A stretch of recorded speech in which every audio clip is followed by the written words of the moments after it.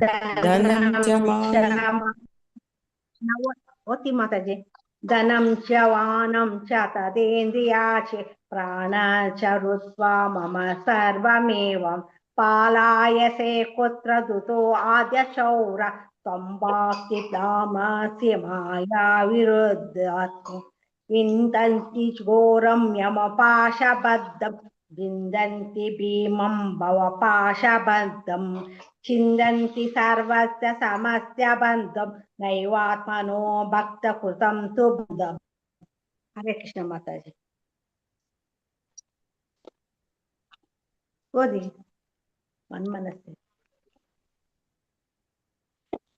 ಮನ್ಮಾನಸೆ ತಾಮಸ ರಾಶಿ ಘೋರೆ ಕಾರಾಗೃಹೇ ದುಃಖಮಯೇ ನಿಬದ್ಧಃ ಲಭಸ್ಯ ಹೇ ಚೌರ ಹರೇ ಚಿರಾಯ ಸ್ವಚೌರ್ಯ ದೋಷೋಚಿತಂ ನೇವ ದಂಡಂ.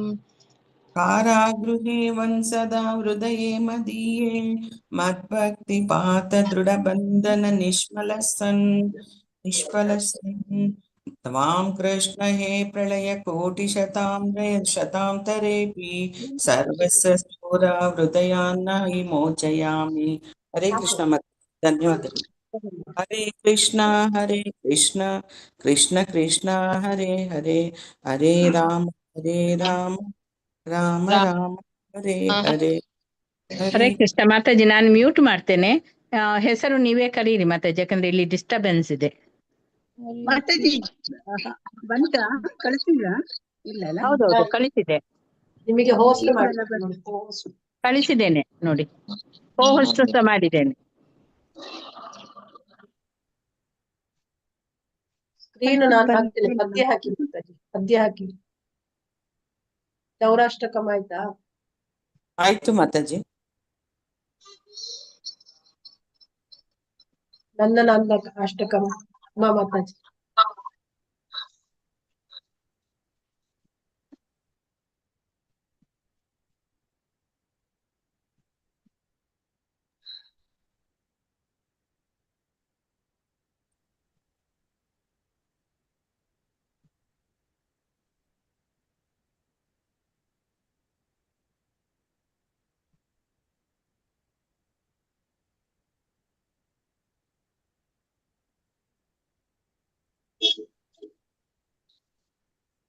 ಹರೇ ಕೃಷ್ಣ ಮಾತಾಜಿ. ನಂದಷ್ಟಕಂ ಹೇಳ್ತೀನಿ ಮಾತಾಜಿ. ಸುಚಾರು ವಕ್ತ್ರ ಮಂಡಲಂ ಸುಕರ್ಣರತ್ನ ಕುಂಡಲಂ ಸುಚರ್ತಿತಾಂಗ ಚಂದನಂ ನಮಾಮಿ ನಂದನಂದನಂ ನಮಾಮಿ ನಂದನಂದನಂ ಸುದೀರ್ಘ ನೇತ್ರ ಪಂಕಜಂ ಶಿಖಿಶಿಖಂಡ ಮೂರ್ಧಜಂ ಅನಂತ ಕೋಟಿ ಮೋಹನಂ ನಮಾಮಿ ನಂದನಂದನಂ ನಮಾಮಿ ನಂದನಂದನಂ. ಸುನಾಸಿಕಾಗ್ರಮೌಕ್ತಿಕಂ ಸ್ವಚ್ಛದಂತ ಪಂಕ್ತಿಕಂ ನವಾಂಬುದಾಂಗ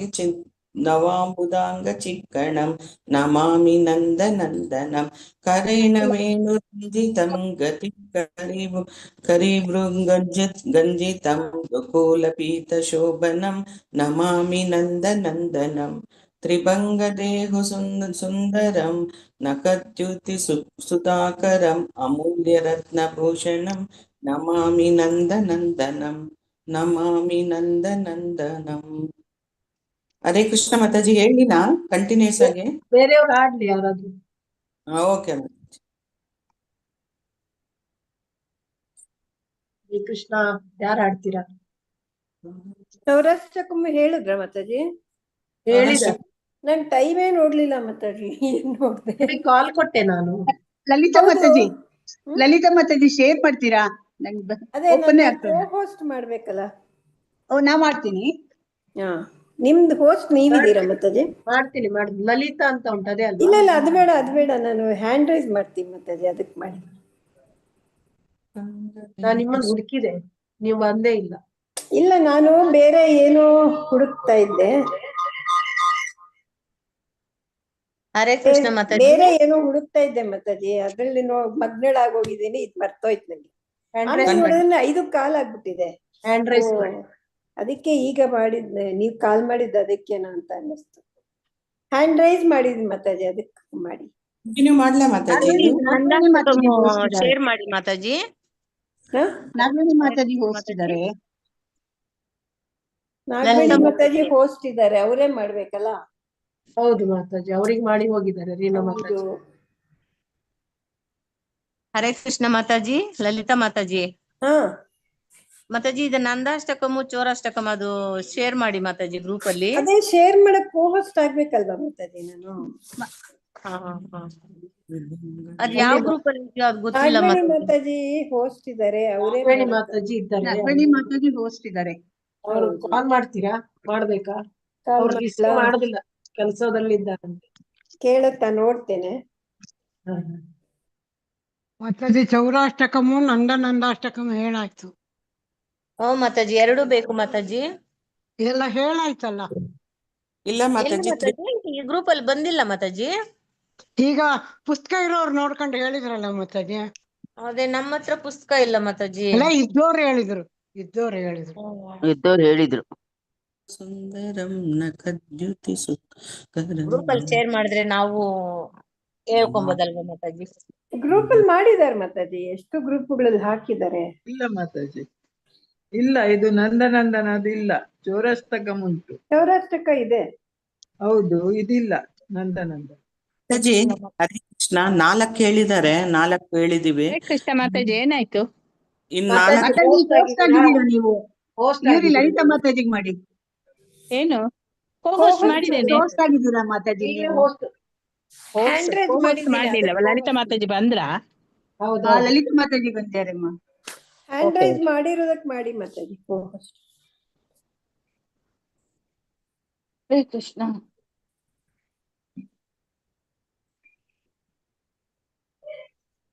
ಲಲಿತಾ ಮಾತಾಜಿ 4 ಆಗಿದೆ ಮಾತಾಜಿ. ನಂದನಂದ ಅಷ್ಟಕಂ 4 ಆಗಿದೆ. 4 ಆಗಿದೆ. ನಿಮ್ದ PDF ಕಳಿಸಿ ಮಾತಾಜಿ ನಂಗೆ. ನಂದು ಯಾವ್ದು ನಂದನಂದ ಅಷ್ಟಕಮ? ಹಾ ಚೌರಾಷ್ಟಕಂ ಇದೆ, ನಂದನಂದಾಷ್ಟಕಮ್ ಇದೆ, ಹುಡುಕ್ಬೇಕು. ನೀವ್ ಕಳಿಸ್ಬಿಡಿ ಮಾತಾಜಿ. ಶೇರ್ ಮಾಡ್ಬಿಡಿ ಮಾತಾಜಿ ಪ್ಲೀಸ್ ಮಾತಾಜಿ. ಪರವಾಗಿಲ್ಲ, ಎಲ್ಲ ಇನ್ನೊಂದ್ಸಲಿ ಹೇಳಿ ಬಿಡಿ, ತೊಂದ್ರೆ ಇಲ್ಲ. ಸರಿ ಏನೆಲ್ಲ ಶೇರ್ ಮಾಡ್ತೀರಾ? ಇಲ್ಲಿ ಮೊಬೈಲ್ ತುಂಬಿ ಮೊಬೈಲ್ ಹೊಡಿತಾ ಉಂಟು.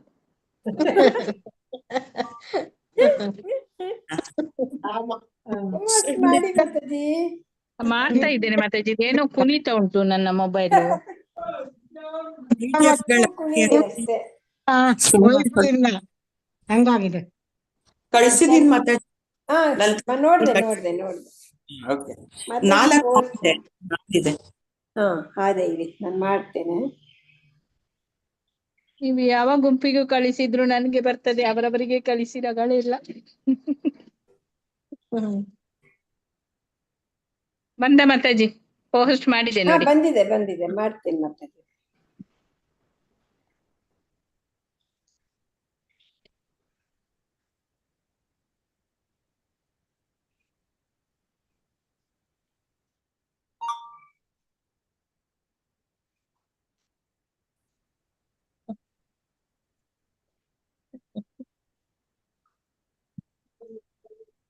ಮಾತಾಜಿ ಎಲ್ಲ ಹೋದ್ರು. ಮಾತಾಜಿಗೆ ಸಹ ಹೋಸ್ಟ್ ಮಾಡಿ. ಮಾತಾಜಿಗೆ ಸಹ ಹೋಸ್ಟ್ ಮಾಡಿ ಅಂತ. ಓಕೆ.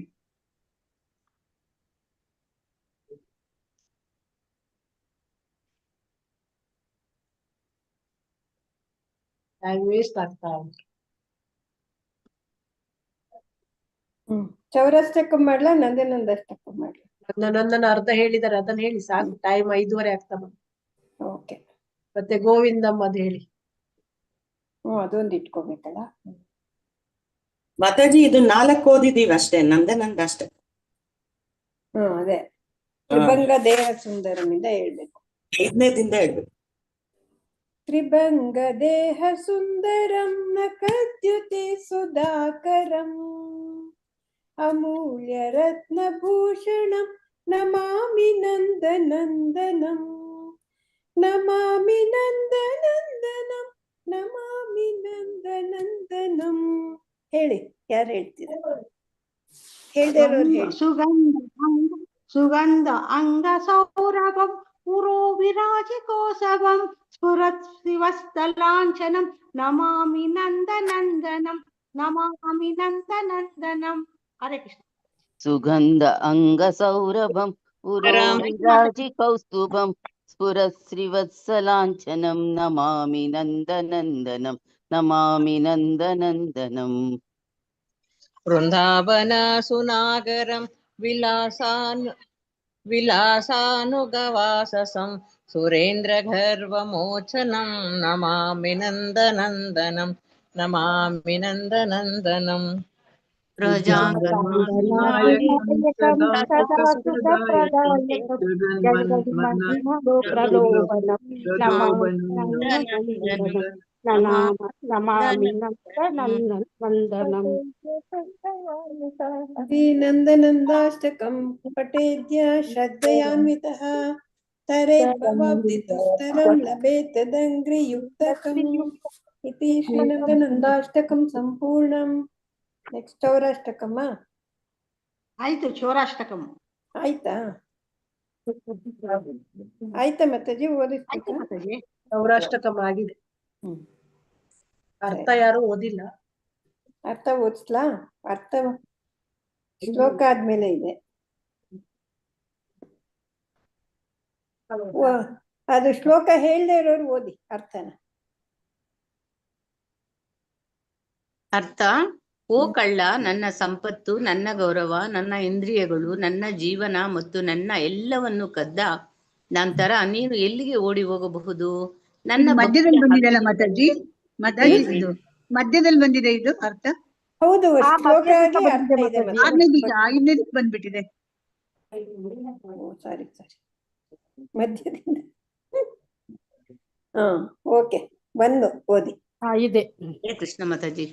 ವ್ರಜದಲ್ಲಿ ಬೆಣ್ಣೆ ಕಳ್ಳನೆಂದು, ಗೋಪಿಯರ ವಸ್ತುಗಳನ್ನು ಕದಿಯುವನೆಂದು ಪ್ರಸಿದ್ಧನಾದ ಮತ್ತು ಅವನ ಆಶ್ರಯವನ್ನು ಪಡೆದವರ ಅನೇಕ ಜೀವಿತಾವಧಿಯಲ್ಲಿ ಮಾಡಿದ ಪಾಪಗಳನ್ನು ಕದಿಯುವವನ ಕಳ್ಳನಿಗೆ ನಾನು ಗೌರವಪೂರ್ವಕ ನಮನಗಳನ್ನು ಸಲ್ಲಿಸುತ್ತೇನೆ. ಹರೇ ಕೃಷ್ಣ ಮಾತಾಜಿ. ಹರೇ ಕೃಷ್ಣ.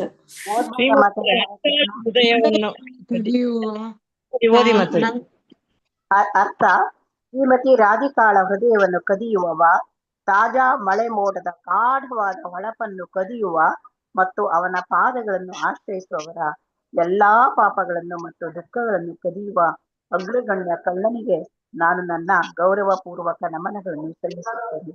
ಧನ್ಯವಾದಗಳು. ಅವನು ತನ್ನ ಶರಣಾದ ಭಕ್ತರನ್ನು ಬಡವರನ್ನಾಗಿ ಮತ್ತು ಅಲೆದಾಡುವ ನಿರಾಶ್ರಿತ ಭಿಕ್ಷುಕನನ್ನಾಗಿ ಮಾಡುತ್ತಾನೆ. ಅಯ್ಯೋ, ಅಂತಹ ಭಯಂಕರ ಕಳ್ಳನನ್ನು 3 ಲೋಕಗಳಲ್ಲಿಯೂ ನೋಡಿಲ್ಲ ಮತ್ತು ಕೇಳಿಲ್ಲ. ಹರೇ ಕೃಷ್ಣ. ಅವನ ಹೆಸರಿನ ಉಚ್ಚಾರಣೆಯು ಪಾಪಗಳ ಪರ್ವತವನ್ನು ಶುದ್ಧೀಕರಿಸುತ್ತದೆ. ಅಂತಹ ಆಶ್ಚರ್ಯಕರವಾದ ಅದ್ಭುತವಾದ ಕಳ್ಳನನ್ನು ನಾನು ಎಲ್ಲಿಯೂ ನೋಡಿಲ್ಲ ಅಥವಾ ಕೇಳಿಲ್ಲ. ಧನ್ಯವಾದಗಳು. ಓ ಕಳ್ಳ, ನನ್ನ ಗೌರವ, ನನ್ನ ಇಂದ್ರಿಯಗಳು, ನನ್ನ ಜೀವನ ಮತ್ತು ನನ್ನ ಎಲ್ಲವನ್ನು ಕದ್ದ ನಂತರ ಅರ್ಥ ಆಗಲ್ಲ. ಒಟ್ಟೊಟ್ಟಿಗೆ ಓದ್ತಿದ್ರೆ ದಯವಿಟ್ಟು ಒಬ್ರು ಓದೋವಾಗ ಒಬ್ರು ಹಿಂದೆ ಸರೀರಿ. ಒಬ್ರು ಓದಿ ದಯವಿಟ್ಟು. ಹರೇ ಕೃಷ್ಣ.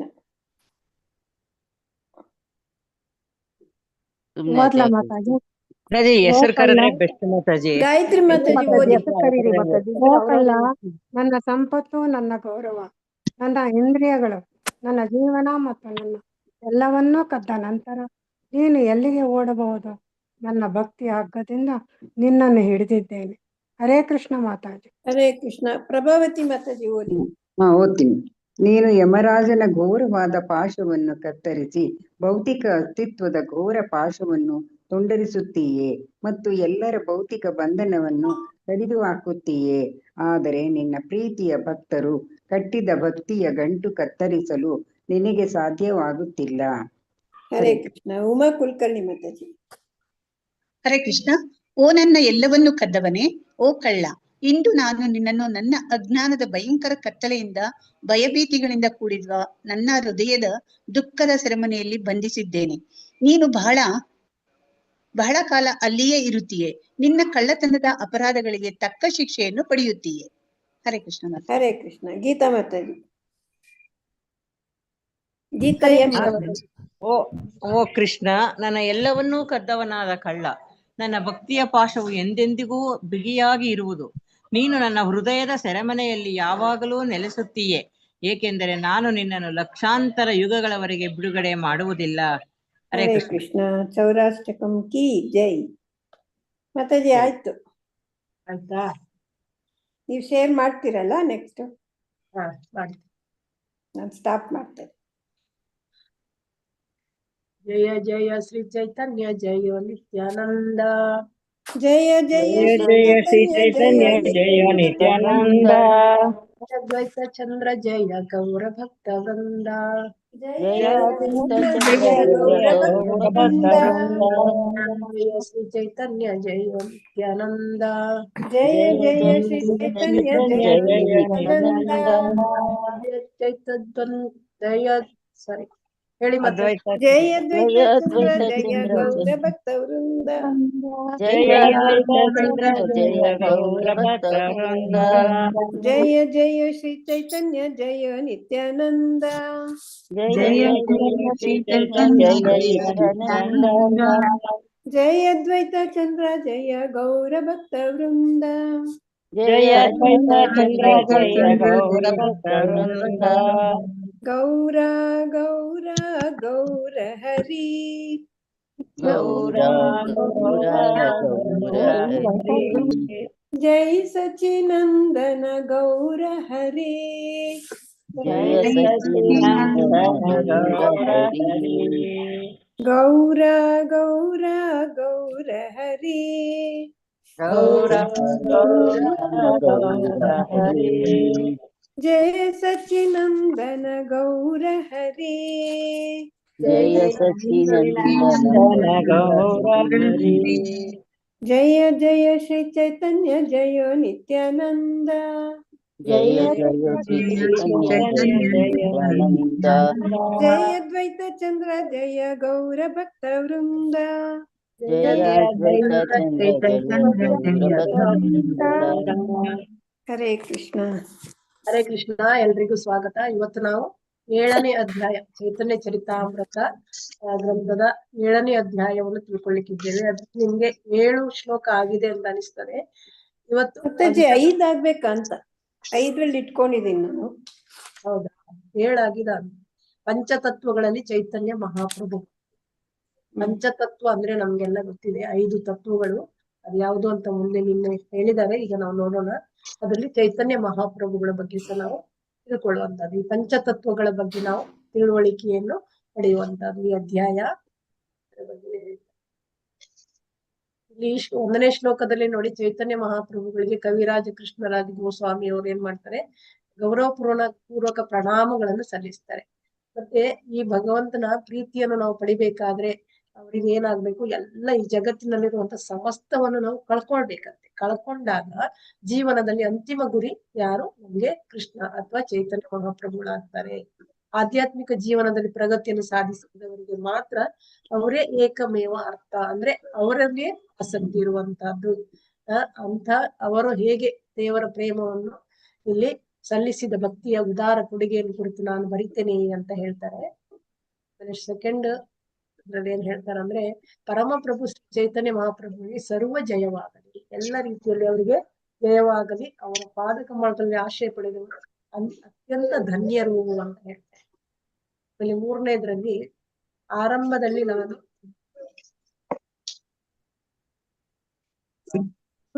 ಕುರಿತ ಸತ್ಯವನ್ನು ಚರ್ಚಿಸಿದ್ದೇನೆ. ಈಗ ನಾನು ಪಂಚತತ್ವವನ್ನು ವಿವರಿಸಲು ಪ್ರಯತ್ನಿಸುತ್ತಿದ್ದೇನೆ. ಗುರುಗಳ ಬಗ್ಗೆ ಅವರ ಸತ್ಯವನ್ನು ಹಿಂದೆ ಚರ್ಚೆ ಮಾಡಿದ್ದಾರೆ ಅಲ್ವಾ. ಅದ್ವೈತಾಚಾರ್ಯ, ನಿತ್ಯಾನಂದಾಚಾರ್ಯ, ಈಗ ಚೈತನ್ಯ ಮಹಾಪ್ರಭು ನಮ್ಗೆ ಗುರುಗಳು ಅಲ್ವಾ, ಭಕ್ತರ ರೂಪದಲ್ಲಿ ಬಂದಿದ್ದಾರೆ. ಈ ಒಂದು ಸಂಕೀರ್ತನ ಆಂದೋಲನವನ್ನು ಪ್ರಚಾರ ಮಾಡ್ಲಿಕ್ಕಾಗಿ ಅವರು ಗುರುವಾಗಿ ಭಕ್ತರಾಗಿ ಬಂದಿದ್ದಾರೆ. ಈಗ ನಾನು ಪಂಚತತ್ವವನ್ನು ಕುರಿತು ವಿಚಾರಿಸಲು ಪ್ರಯತ್ನಿಸುತ್ತೇನೆ. ಅಂದ್ರೆ ಈ ಪಂಚತತ್ವಗಳ ಅದ್ರಲ್ಲಿ ಎಷ್ಟು ತತ್ವಗಳಿವೆ, ಆ 5 ತತ್ವಗಳು ಯಾವುದು, ಅದನ್ನೆಲ್ಲ ಅವರಿಗೆ ವಿವರಣೆಯನ್ನು ಕೊಡ್ತಾರೆ. ಈ 5 ತತ್ವಗಳು ಚೈತನ್ಯ ಮಹಾಪ್ರಭುಗಳನ್ನೇ ಅವತರಿಸಿದವು. ಅವರು ಕೃಷ್ಣನೇ ಚೈತನ್ಯ ಮಹಾಪ್ರಭುಗಳಾಗಿ ಬರುವಾಗ ಈ 5 ತತ್ವಗಳಾಗಿ ವಿಂಗಡಣೆಯಾಗಿ ಬರುವಂತಹದ್ದು. ಪ್ರಭುಗಳು ತಮ್ಮ ಸಂಕೀರ್ತನ ಆಂದೋಲನವನ್ನು ಮಹಾ ಸಂತೋಷದಿಂದ ಇವರ ಜೊತೆಯಲ್ಲೇ ಮಾಡ್ತಾರೆ. ಕೃಷ್ಣ ಬೇರೆ ಅಲ್ಲ, ಮತ್ತೆ ಚೈತನ್ಯ ಮಹಾಪ್ರಭುಗಳು ಬೇರೆ ಅಲ್ಲ ಅನ್ನುವಂಥದ್ದು. ಕೃಷ್ಣ ವರ್ಣಂ ತೃಷಾ ಕೃಷ್ಣಂ ಸಾಂಗೋಪಾಂಗಸ್ತ್ರ ಪಾರ್ಷದಂ ಈ ಸಂಕೀರ್ತನ ಪ್ರಾಯ ಯಜಂತಿ ಸುಮೇಧಸಃ. ಅಂದ್ರೆ ಕೃಷ್ಣ ವರ್ಣ ತ್ರಿಷಾ ಕೃಷ್ಣಂ, ಕೃಷ್ಣನ ವರ್ಣ ಅಲ್ಲ, ಆದ್ರೆ ಕೃಷ್ಣನೇ. ವರ್ಣಂ ಯಾವುದು? ಚೈತನ್ಯ ಮಹಾಪ್ರಭುಗಳದ್ದು ಗೋಲ್ಡನ್ ಕಲರ್ ಇಲ್ವಾ? ಅವರು ಗೌರಾಂಗರಾಗಿರ್ತಾರೆ. ಸಾಂಗೋಪಾಂಗಸ್ತ್ರ ಪಾರ್ಷದಂ, ಅವರ ಅಸ್ತ್ರಗಳು, ಅವರ ಸಂಗಾತಿಗಳು ಎಲ್ಲ ಅವರ ಜೊತೆ ಇಲ್ಲಿ ಬರ್ತಾರೆ. ಬರುವಾಗ ಯಜ್ಞ ಸಂಕೀರ್ತನ ಪ್ರಾಯ, ಸಂಕೀರ್ತನ ಯಜ್ಞನು ಮಾಡ್ತಾರೆ. ಯಜಂತಿ ಸುಮೇಧಸ, ಅವರನ್ನು ಈ ಬುದ್ಧಿವಂತರು, ವೇದಸ ಅವರು ಬುದ್ಧಿವಂತರು ಏನ್ ಮಾಡ್ತಾರೆ, ಅವರನ್ನು ಯಜಂತಿ ಅಂದ್ರೆ ಪೂಜಿಸ್ತಾರೆ ಅಂತ ಹೇಳ್ತಾರೆ. ತತ್ವಗಳ ಬಗ್ಗೆ ಹೇಳ್ತಾರೆ. ಆಗ್ಲಿಲ್ಲ ಅಂತ ಹೇಳಿದ್ರೆ ಮಾತಾಜಿ 5ನೇದು ಇಲ್ಲಿ ಈ ಆಧ್ಯಾತ್ಮಿಕವಾಗಿ 5 ತತ್ವಗಳಲ್ಲಿ ಏನು ವ್ಯತ್ಯಾಸ ಇಲ್ಲ. ಈ 5 ಜನ ಕೂಡ ಈ ಚೈತನ್ಯ ಮಹಾಪ್ರಭುಗಳು ಏನಾಗಿದ್ದಾರೆ, ನನ್ನೇ ವಿಸ್ತರಣೆಯಾಗಿ 5 ತತ್ವಗಳಾಗಿ ಬಂದಿದ್ದಾರೆ. ಅವರಲ್ಲಿ ಯಾವುದು ವ್ಯತ್ಯಾಸ ಇಲ್ಲ. ಆದ್ರೆ ವ್ಯತ್ಯಾಸ ಇರುವುದನ್ನು ನಾವು ತಿಳ್ಕೊಳ್ಬೇಕು. ಹೇಗೆ? ಆಧ್ಯಾತ್ಮಿಕ ಜಗತ್ತಿನಲ್ಲಿ ವೈವಿಧ್ಯಗಳಿವೆ ಅಂತ ಹೇಳಿದ್ದಾರೆ. ಆದ್ರಿಂದ ಈ ಆಧ್ಯಾತ್ಮಿಕ ವೈವಿಧ್ಯಗಳನ್ನು ನಾವು ಆಸ್ವಾದಿಸಲು ನಾವು ಅವರ ನಡುವಣ ವ್ಯತ್ಯಾಸವನ್ನು ತಿಳ್ಕೊಳ್ಬೇಕು. ನಾವು ಅದನ್ನು ಸ್ವೀಕಾರ ಮಾಡ್ಕೊಳ್ಬೇಕಾದ್ರೆ, ಅದನ್ನು ನಂಬಬೇಕಾದ್ರೆ ಅದ್ರ ವ್ಯತ್ಯಾಸ ಏನು ಅಂತ ನಾವು ತಿಳ್ಕೊಳ್ಬೇಕಾಗ್ತದೆ. ಈಗ 5 ಜನರ ಬೇರೆ ಬೇರೆ ತತ್ವಗಳಿವೆ ಇಲ್ಲಿ ಕೊಟ್ಟಿದ್ದಾರೆ ನೋಡಿ. ಭಕ್ತ ರೂಪದಲ್ಲಿ ಬರುವುದು ಯಾರು? ಚೈತನ್ಯ ಮಹಾಪ್ರಭುಗಳು ಭಕ್ತ ರೂಪದಲ್ಲಿ ಬರ್ತಾರೆ. ಭಕ್ತ ಸ್ವರೂಪದಲ್ಲಿ ನಿತ್ಯಾನಂದ ಪ್ರಭುಗಳು ಬರ್ತಾರೆ. ಭಕ್ತ ಅವತಾರದಲ್ಲಿ ಅದ್ವೈತ ಪ್ರಭುಗಳು ಬರ್ತಾರೆ. ಇವರನ್ನು ಸ್ವತಃ ದೇವೋತ್ತಮ ಪರಮ ಪುರುಷ ಅಥವಾ ನಿಕಟ ಪ್ರಕಟ ರೂಪ ಮತ್ತು ಅವರ ಸ್ವಾಂಶ ವಿಸ್ತರಣೆ ಅಂತ ಹೇಳ್ತಾರೆ. ಇವರೆಲ್ಲ ಭಗವಂತನ ಸ್ವಾಂಶ ವಿಸ್ತರಣೆಗಳು. ನಿತ್ಯಾನಂದ ಪ್ರಭು ಅಂದ್ರೆ ಬಲರಾಮ, ಆಮೇಲೆ ಅದ್ವೈತ ಪ್ರಭು ಅಂದ್ರೆ ಮಹಾವಿಷ್ಣು. ಇವರೆಲ್ಲ ಭಗವಂತನ ಸ್ವಾಂಶ ವಿಸ್ತರಣೆಗಳು. ಆಮೇಲೆ ದೇವೋತ್ತಮ ಪರಮಪುರುಷನಾಯ್ತು, ಇವರೆಲ್ಲ ವಿಷ್ಣು ವರ್ಗಕ್ಕೆ ಸೇರಿದವರು. ದೇವೋತ್ತಮ ಪರಮಪುರುಷನ ಆಧ್ಯಾತ್ಮಿಕ ಮತ್ತು ತಟಸ್ಥ ಶಕ್ತಿಗಳು. ದೇವೋತ್ತಮ ಪರಮಪುರುಷನ ವಿಷ್ಣುವಿಗಿಂತ ಬೇರೆ ಎಲ್ಲವಾದರೂ ಅವರೆಲ್ಲ ಅಧೀನರು ಮತ್ತು ಪ್ರಭು ವಿಷ್ಣು ಪ್ರಧಾನ ಅಧಿಕಾರಿ. ವಿಷ್ಣು ಪ್ರಧಾನ, ಇವರೆಲ್ಲ ಅಧೀನರು. ಅದ್ವೈತಾಚಾರ್ಯರು ಇವರೆಲ್ಲ, ಇನ್ನೊಬ್ರೆ ಯಾರಿದ್ದಾರೆ, ಗದಾಧರ ಪಂಡಿತ, ಶ್ರೀವಾಸ, ಇವರೆಲ್ಲ ಹೀಗಿರುತ್ತಾ ಅವರೆಲ್ಲ ಒಂದೇ ನೆಲೆಯಲ್ಲಿದ್ದರೂ ದಿವ್ಯ ರಸಗಳನ್ನು ಆಸ್ವಾದಿಸಲು ಬಗೆ ಬಗೆಯಾಗಿ ಅವತರಿಸುತ್ತಾರೆ. ಎಲ್ಲರೂ ಬೇರೆ ಬೇರೆ ಇದ್ರಲ್ಲಿ ಇರ್ತಾರೆ. ಭಕ್ತ ಅವತಾರ, ಆಮೇಲೆ ಭಕ್ತ ಸ್ವರೂಪ, ಹೀಗೆ ಬೇರೆ ಬೇರೆ ಬೇರೆ ಒಂದೊಂದು ರಸದಲ್ಲಿ ಅವರು ಇರ್ತಾರೆ. ಅವರೆಲ್ಲ ಒಂದೇ ನೆಲೆಯಲ್ಲಿದ್ದರೂ ದಿವ್ಯ ರಸಗಳನ್ನು ಆಹ್ವಾದಿಸಲು ಬಗೆ ಬಗೆಯಾಗಿ ಅವತರಿಸುತ್ತಾರೆ. ವಾಸ್ತವದಲ್ಲಿ ಒಬ್ಬರಿಗಿಂತ ಇನ್ನೊಬ್ಬರು ಬೇರೆಯಾಗಿರುವ ಸಾಧ್ಯತೆಗಳು ಇಲ್ಲ. ಏಕೆಂದ್ರೆ ಆರಾಧಕ ಮತ್ತು ಆರಾಧ್ಯ. ಆರಾಧಕ ಯಾರು? ಆರಾಧ್ಯ ಯಾರು? ಆರಾಧ್ಯ ದೈವ ಯಾರು? ಚೈತನ್ಯ ಮಹಾಪ್ರಭುಗಳಿಗೆ. ಆಮೇಲೆ ಆರಾಧಕರು ಯಾರು? ಇವರೆಲ್ಲ ಆರಾಧಕರೇ. ನಿತ್ಯಾನಂದ ಪ್ರಭು ಇವರೆಲ್ಲ ಆರಾಧ ದೈವರೇ ಆಗ್ತಾರೆ. ಅದ್ರಲ್ಲಿ ಶ್ರೀವಾಸ ಮತ್ತು ರಾಧಾರಾಣಿ ಇಬ್ರು, ಅವರಿಬ್ರು ಆರಾಧನೆ ಮಾಡುವವರು. ರಾಧಾರಾಣಿ ಆರಾಧನೆ ಮಾಡುವವರು ಆಗ್ತಾರೆ, ಮುಂದೆ ಬರ್ತಾರೆ.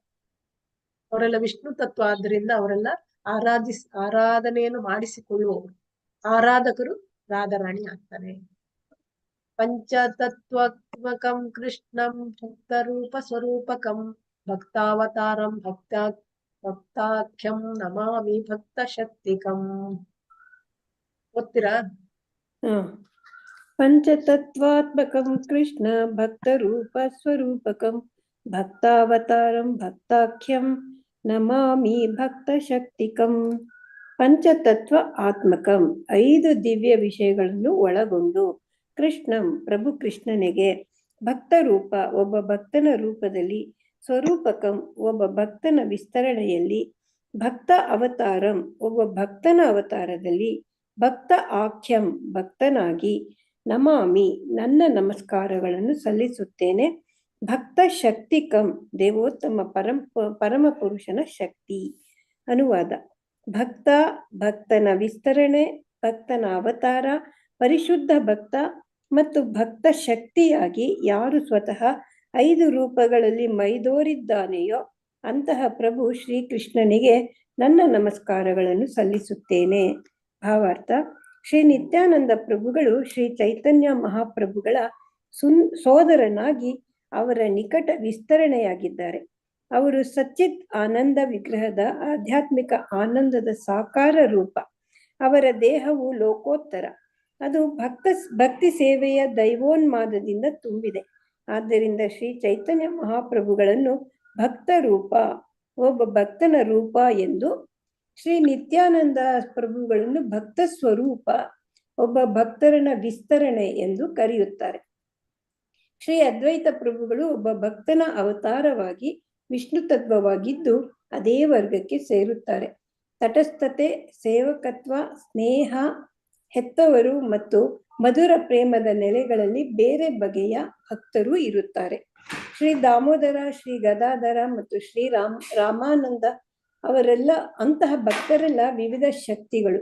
ಇದು ವೈದಿಕ ಸೂತ್ರ ಪರಾಸ್ಯ ಶಕ್ತಿ ವಿವಿಧೈವ ಶ್ರೂಯತೆ ಅನ್ನು ದೃಢಪಡಿಸುತ್ತದೆ. ಈ ಎಲ್ಲ ಭಕ್ತ ಜನರನ್ನು ಒಟ್ಟಿಗೆ ಸೇರಿಸಿದಾಗ ಶ್ರೀ ಚೈತನ್ಯ ಮಹಾಪ್ರಭುಗಳಾಗುತ್ತಾರೆ. ಅವರು ಸ್ವತಃ ಕೃಷ್ಣನೇ ಆಗಿದ್ದಾರೆ. ಹರೇ ಕೃಷ್ಣ. ಹರೇ ಕೃಷ್ಣ ಮಾತಾಡಿ. ಇಲ್ಲಿ ಬೇರೆ ಬೇರೆ ಶಕ್ತಿಗಳ ಬಗ್ಗೆ ಹೇಳಿದ್ದಾರೆ ಚೈತನ್ಯ ಮಹಾಪ್ರಭು. ಭಕ್ತ ಮತ್ತೆ ಭಕ್ತನ ವಿಸ್ತರಣೆ. ಈಗ ಭಕ್ತ ಆಗಿ ಬಂದಿರುವಂತಹದ್ದು ಚೈತನ್ಯ ಮಹಾಪ್ರಭುಗಳು. ಭಕ್ತನ ವಿಸ್ತರಣೆ ಅಂದ್ರೆ ಭಕ್ತನ ಅವತಾರ, ಪರಿಶುದ್ಧ ಭಕ್ತ. ಇಲ್ಲಿ ನಾನು ಹೇಳಿದೆ ಅಲ್ಲ, ಇಲ್ಲಿ ಯಾರ್ಯಾರು ಅಂತ. ಭಕ್ತನ ವಿಸ್ತರಣೆ ಯಾರು? ಮಹಾವಿಷ್ಣು, ಇದು ನಿತ್ಯಾನಂದ ಪ್ರಭುಗಳು. ಮತ್ತೆ ಭಕ್ತನ ಅವತಾರ ಅದ್ವೈತಾಚಾರ್ಯ. ಪರಿಶುದ್ಧ ಭಕ್ತ ಇನ್ನೊಬ್ರು ಯಾರು? ದಾದರ ಪಂಡಿತವ, ಇನ್ನೊಬ್ರು ಯಾರು? ಶ್ರೀವಾಸ ಇರ್ಬೇಕು. ಪರಿಶುದ್ಧ ಭಕ್ತ ಶ್ರೀವಾಸ. ಮತ್ತೆ ಭಕ್ತ ಶಕ್ತಿಯಾಗಿ ಗದಾಧರ ಪಂಡಿತ ಇರ್ತಾರೆ. ಗದಾಧರದ ಅಂತರಂಗ ಶಕ್ತಿ ಭಗವಂತನಂದು, ಅವಳಿಗೆ ಶಕ್ತಿ, ಭಕ್ತ ಶಕ್ತಿ ಅಂತ ಹೇಳ್ತಾರೆ. ಪರಿಶುದ್ಧ ಭಕ್ತ ಶ್ರೀವಾಸ. ಭಕ್ತರ ಅವತಾರ ಅದ್ವೈತಾಚಾರ್ಯ. ಭಕ್ತರ ವಿಸ್ತರಣೆ ಬಲರಾಮ ಅಥವಾ ನಿತ್ಯಾನಂದ ಪ್ರಭು. ಭಕ್ತ ಚೈತನ್ಯ ಮಹಾಪ್ರಭು. ಇವರು 5 ಜನ ಸ್ವತಃ 5 ರೂಪಗಳಲ್ಲಿ ಮೈದೋರಿದ್ದಾರೆಯೋ ಅಂತಹ ಪ್ರಭು ಶ್ರೀಕೃಷ್ಣನಿಗೆ ನನ್ನ ನಮಸ್ಕಾರಗಳನ್ನು ಸಲ್ಲಿಸ್ತೇನೆ ಅಂತ ಕವಿರಾಜ ಕೃಷ್ಣದಾಸ ಗೋಸ್ವಾಮಿಯವರು ಹೇಳುವಂತದ್ದು. ಶ್ರೀ ನಿತ್ಯಾನಂದ ಪ್ರಭುಗಳು ಚೈತನ್ಯ ಮಹಾಪ್ರಭುಗಳ ಸೋದರರಾಗಿ ಅವರ ನಿಕಟ ವಿಸ್ತರಣೆಯಾಗಿದ್ದಾರೆ. ಸೋದರ ಅಂತ ಹೇಳಿದ್ರೆ ನಿಮ್ಗೆ ಗೊತ್ತಿದೆ, ನಿತ್ಯಾನಂದ ಪ್ರಭುಗಳು ಬಲರಾಮ ಅಲ್ವಾ, ಕೃಷ್ಣನ ಸಹೋದರ. ಅವರು ಸಚ್ಚಿತ್ ಆನಂದ ವಿಗ್ರಹದ ಆಧ್ಯಾತ್ಮಿಕ ಆನಂದ ಸಾಗರ ರೂಪ. ಇವರು ಕೂಡ ಸಚ್ಚಿತ್ ಆನಂದವೇ. ಯಾರು? ನಿತ್ಯಾನಂದ ಪ್ರಭುಗಳು ಕೂಡ ಸೇಮ್ ಕೃಷ್ಣನ ಒಂದೇ ಅವತಾರ ಅಲ್ವಾ. ಕೃಷ್ಣ ಬೇರೆ ಅಲ್ಲ, ಬಲರಾಮ ಬೇರೆ ಅಲ್ಲ, ನಿತ್ಯಾನಂದ ಪ್ರಭುಗಳು ಬೇರೆ ಅಲ್ಲ, ಚೈತನ್ಯ ಮಹಾಪ್ರಭುಗಳು ಕೂಡ ಬೇರೆ ಅಲ್ಲ. ನಿಕಟ ವಿಸ್ತರಣೆ ಅಂತ ಹೇಳ್ತಾರೆ. ಆಮೇಲೆ ಮೊದಲ ವಿಸ್ತರಣೆಯೇ ಅವರು ನಿತ್ಯಾನಂದ ಪ್ರಭುಗಳು. ಅವರು ಸಚ್ಚಿತ್ ಆನಂದ ಆಧ್ಯಾತ್ಮಿಕ ಆನಂದದ ಸಾಕಾರ ರೂಪ. ಅವರ ದೇಹವು ಲೋಕೋತ್ತರ, ಅದು ಭಕ್ತಿ ಸೇವೆಯ ದೈವೋನ್ಮಾದದಿಂದ ತುಂಬಿದೆ.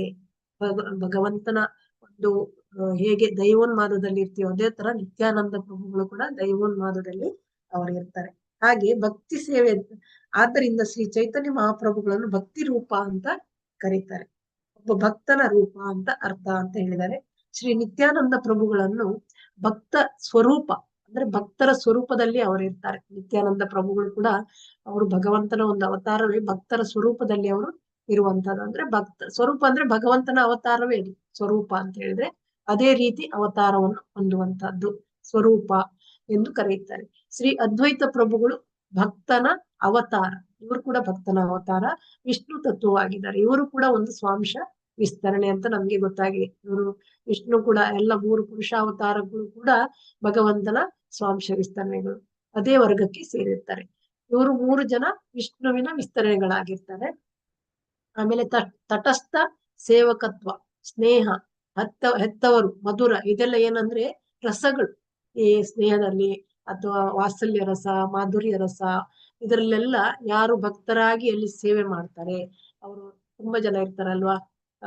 ವೃಂದಾವನದಲ್ಲಿ ಗೋಪಿಯರು ಇರ್ತಾರೆ, ನಂದ ಮಹಾರಾಜ ಮತ್ತೆ ದೇವರು ಇರ್ತಾರೆ, ಯಾರು ಯಶೋದೆ ಅವರ ಸಖರಾಗಿ ಇರ್ತಾರೆ. ಇವರೆಲ್ಲರೂ ಕೂಡ ಮಾಧುರ್ಯ ಭಾವದಲ್ಲಿ ಇರ್ತಾರೆ. ಈ ಒಂದು ಸ್ನೇಹ ಭಾವದಲ್ಲಿ, ಹೆತ್ತವರ ಭಾವದಲ್ಲಿ. ಹೆತ್ತವರು ಅಂದ್ರೆ ವಾತ್ಸಲ್ಯ ಭಾವ, ಮಾಧುರ್ಯ ಭಾವ, ಪ್ರೇಮದ ನೆಲೆಗಳಲ್ಲಿ ಬೇರೆ ಬೇರೆ ಬಗೆಯ ಭಕ್ತರಿರ್ತಾರೆ.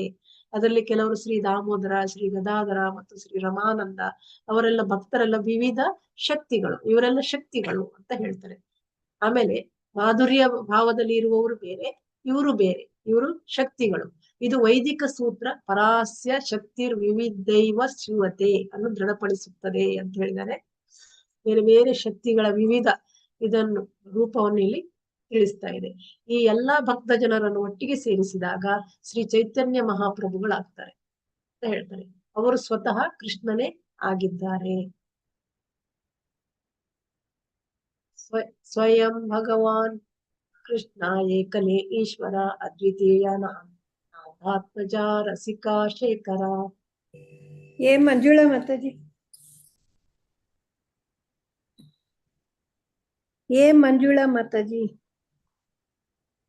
ಭಾಗ್ಯಲಕ್ಷ್ಮಿ ಮಾತಾಜಿ. ಓದಿ. ಏ ಮಂಜುಳಾ ಮಾತಾಜಿ ಓದಿ. ಶ್ಲೋಕ 7.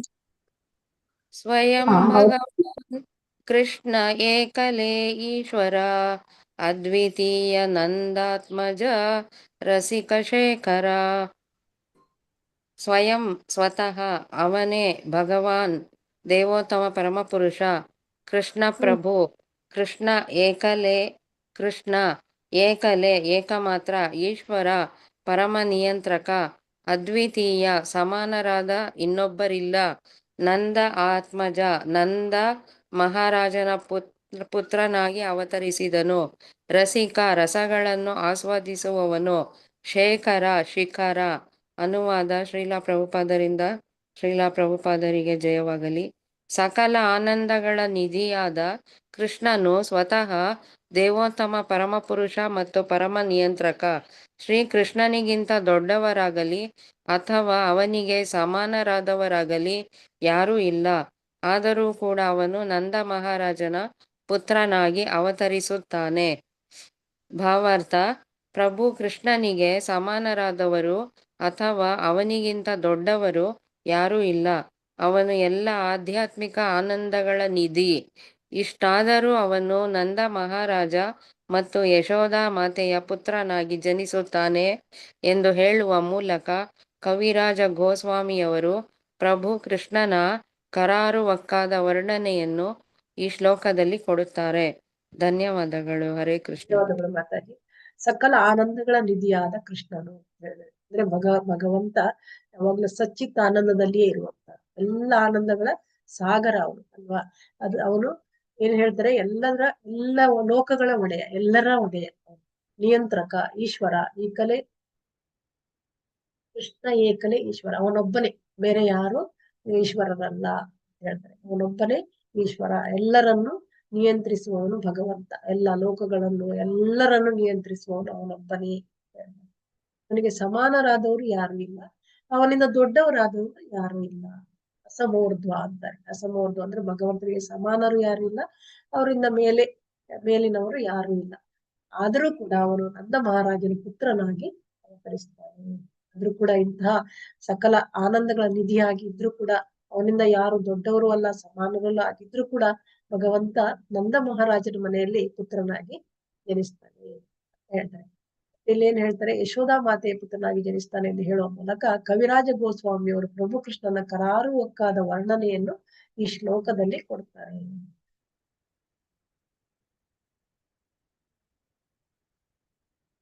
ರಾಸಾದಿ ವಿಲಾಸಿ ವ್ರಜ ಲಲನ ನಗರ ಆರಯತ ಸಬಧೆ ಕತಾರ ಪರಿಕರ.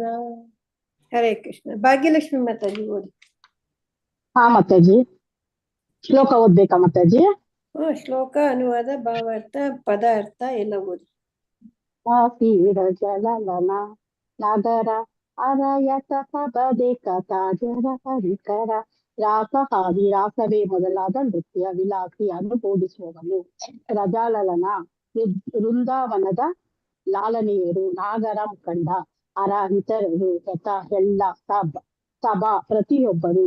ದೇಕ ತಿಳಿದಿರಬೇಕು. ತಾಂಗ್ರ ಹೋಗ್ಬಿಟ್ಟು ಮಾತಾಜಿ ಮೇಲಕ್ಕೆ ಇಲ್ಲ ಕಾಣಿಸ್ತಾ ಇಲ್ಲ ಮಾತಾಜಿ. ತಂಜ ಅವನ ಪರಿಕರ ಸಹವಾಸಿಗಳು. ಅನುವಾದ ಶ್ರೀಲ ಪ್ರಭುಪಾದರಿಂದ ಶ್ರೀಲ ಪ್ರಭುಪಾದರಿಗೆ ಜಯವಾಗಲಿ.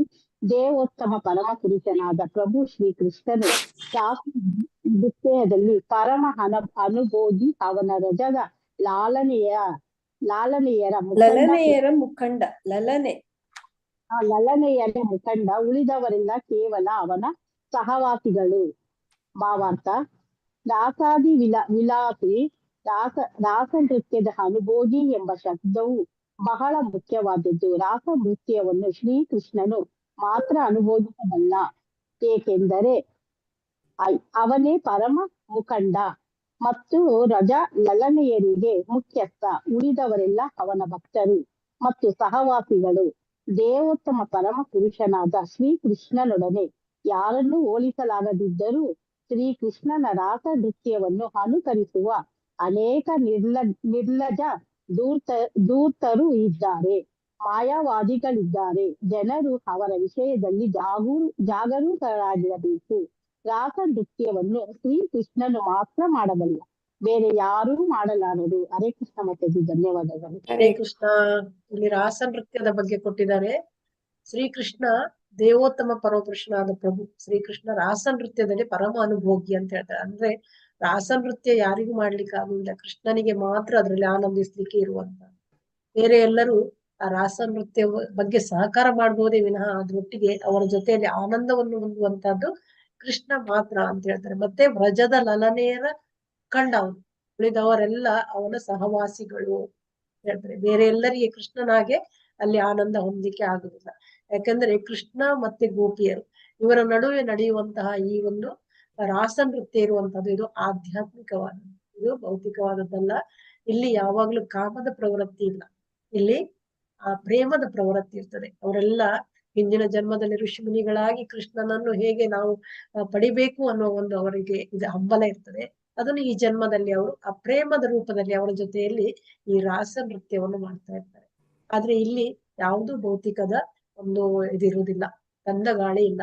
ಅಲ್ಲಿ ಭಗವಂತ ಏನ್ ಮಾಡ್ತಾನಂದ್ರೆ ತನ್ನ ಪ್ರೇಮ, ಈ ಗೋಪಿಯರು ಅವರ ಪ್ರೇಮವನ್ನು ಮಾತ್ರ ಪಡಿಲಿಕ್ಕೆ ನೋಡ್ತಾರೆ. ಕೃಷ್ಣನ ಪ್ರೇಮ, ಅವರಿಗೆ ಯಾವ ಸ್ವಾರ್ಥ ಭಾವನೆ ಕೂಡ ಇಲ್ಲಿ ಇರುವುದಿಲ್ಲ. ಕಾಮ ಭಾವನೆ ಆಗ್ಲಿ, ಸ್ವಾರ್ಥ ಭಾವನೆ ಆಗ್ಲಿ ಅವರಿಗೆ ಏನು ಬಯಸುದಿಲ್ಲ. ಅವರು ಕೃಷ್ಣನ ಒಂದು ಸುಖ, ಸಂತೋಷ, ಪ್ರೇಮ ಅದು ಮಾತ್ರ ಅವರು ಬಯಸ್ತಾರೆ. ಆದ್ರೆ ಭೌತಿಕದಲ್ಲಿ ಏನು, ಭೌತಿಕದಲ್ಲಿ ಇದನ್ನು ತಪ್ಪಾಗಿ ಅರ್ಥ ಮಾಡ್ಕೊಳ್ತಾರೆ. ಭಗವಂತನ ಜನ್ಮಕ್ಕೆ ಹುಟ್ಟಿಗೆ ಇಲ್ಲಿ ತಪ್ಪಾಗಿ ಅರ್ಥ ಮಾಡ್ಕೊಂಡಿದ್ದಾರೆ ಅಲ್ವಾ. ಎಷ್ಟೋ ಜನ ಅವರು ಹುಟ್ಟುವಾಗ್ಲೇ ಅವರನ್ನು ತಪ್ಪಾಗಿ ಅರ್ಥ ಮಾಡ್ಕೊಳ್ತಾರೆ. ಅವನು ಒಬ್ಬ ಸಾಮಾನ್ಯ ವ್ಯಕ್ತಿ, ಹುಟ್ಟುತ್ತಾನೆ, ಅಷ್ಟು ಮದುವೆ ಆದ, ಈ ತರ ಎಲ್ಲ ಏನೇನೋ ಊಹಾತ್ಮಕ ಚಿಂತನೆಗಳನ್ನು ಮಾಡಿ ಹೇಳ್ತಾ ಇರ್ತಾರೆ.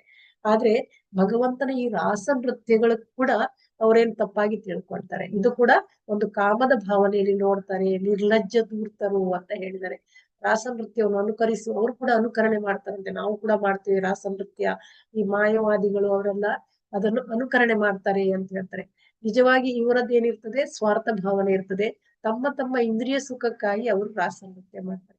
ಆದ್ರೆ ಇಲ್ಲಿ ಆ ಇಂದ್ರಿಯ ಸುಖದ ಏನೂ ಇಲ್ಲ.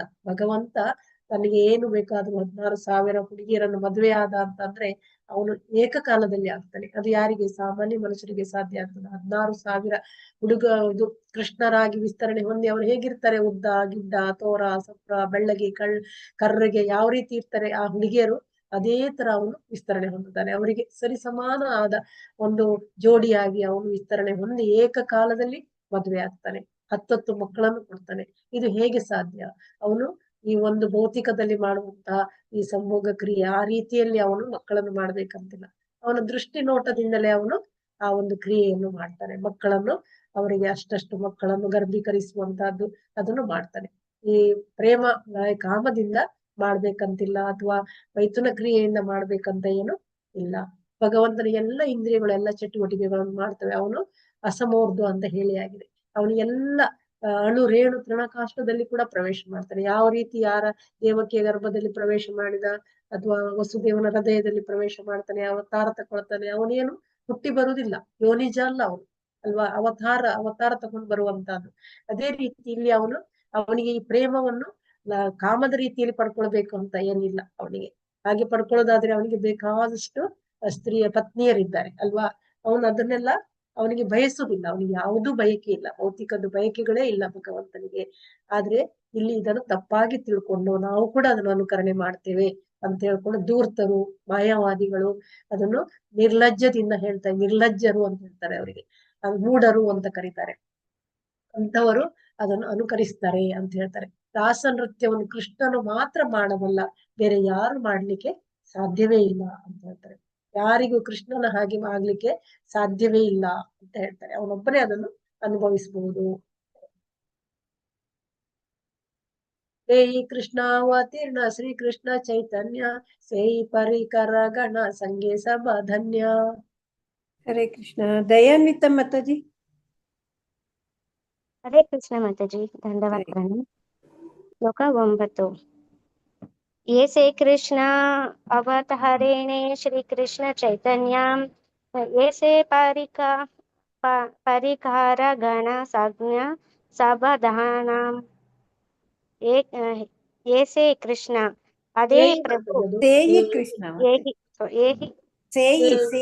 ಸೇಹಿ ಕೃಷ್ಣ ಅದೇ ಪ್ರಭು ಕೃಷ್ಣ ಅವತರಿಸಿದನು. ಶ್ರೀ ಕೃಷ್ಣ ಚೈತನ್ಯ ಶ್ರೀ ಚೈತನ್ಯ ಮಹಾಪ್ರಭುಗಳ ರೂಪದಲ್ಲಿ ಸೇಹಿ ಆ ಪರಿಕಾರ ಗುಣ ಸಹವಾಸಿಗಳು ಸಂಜ್ಞ ಅವರ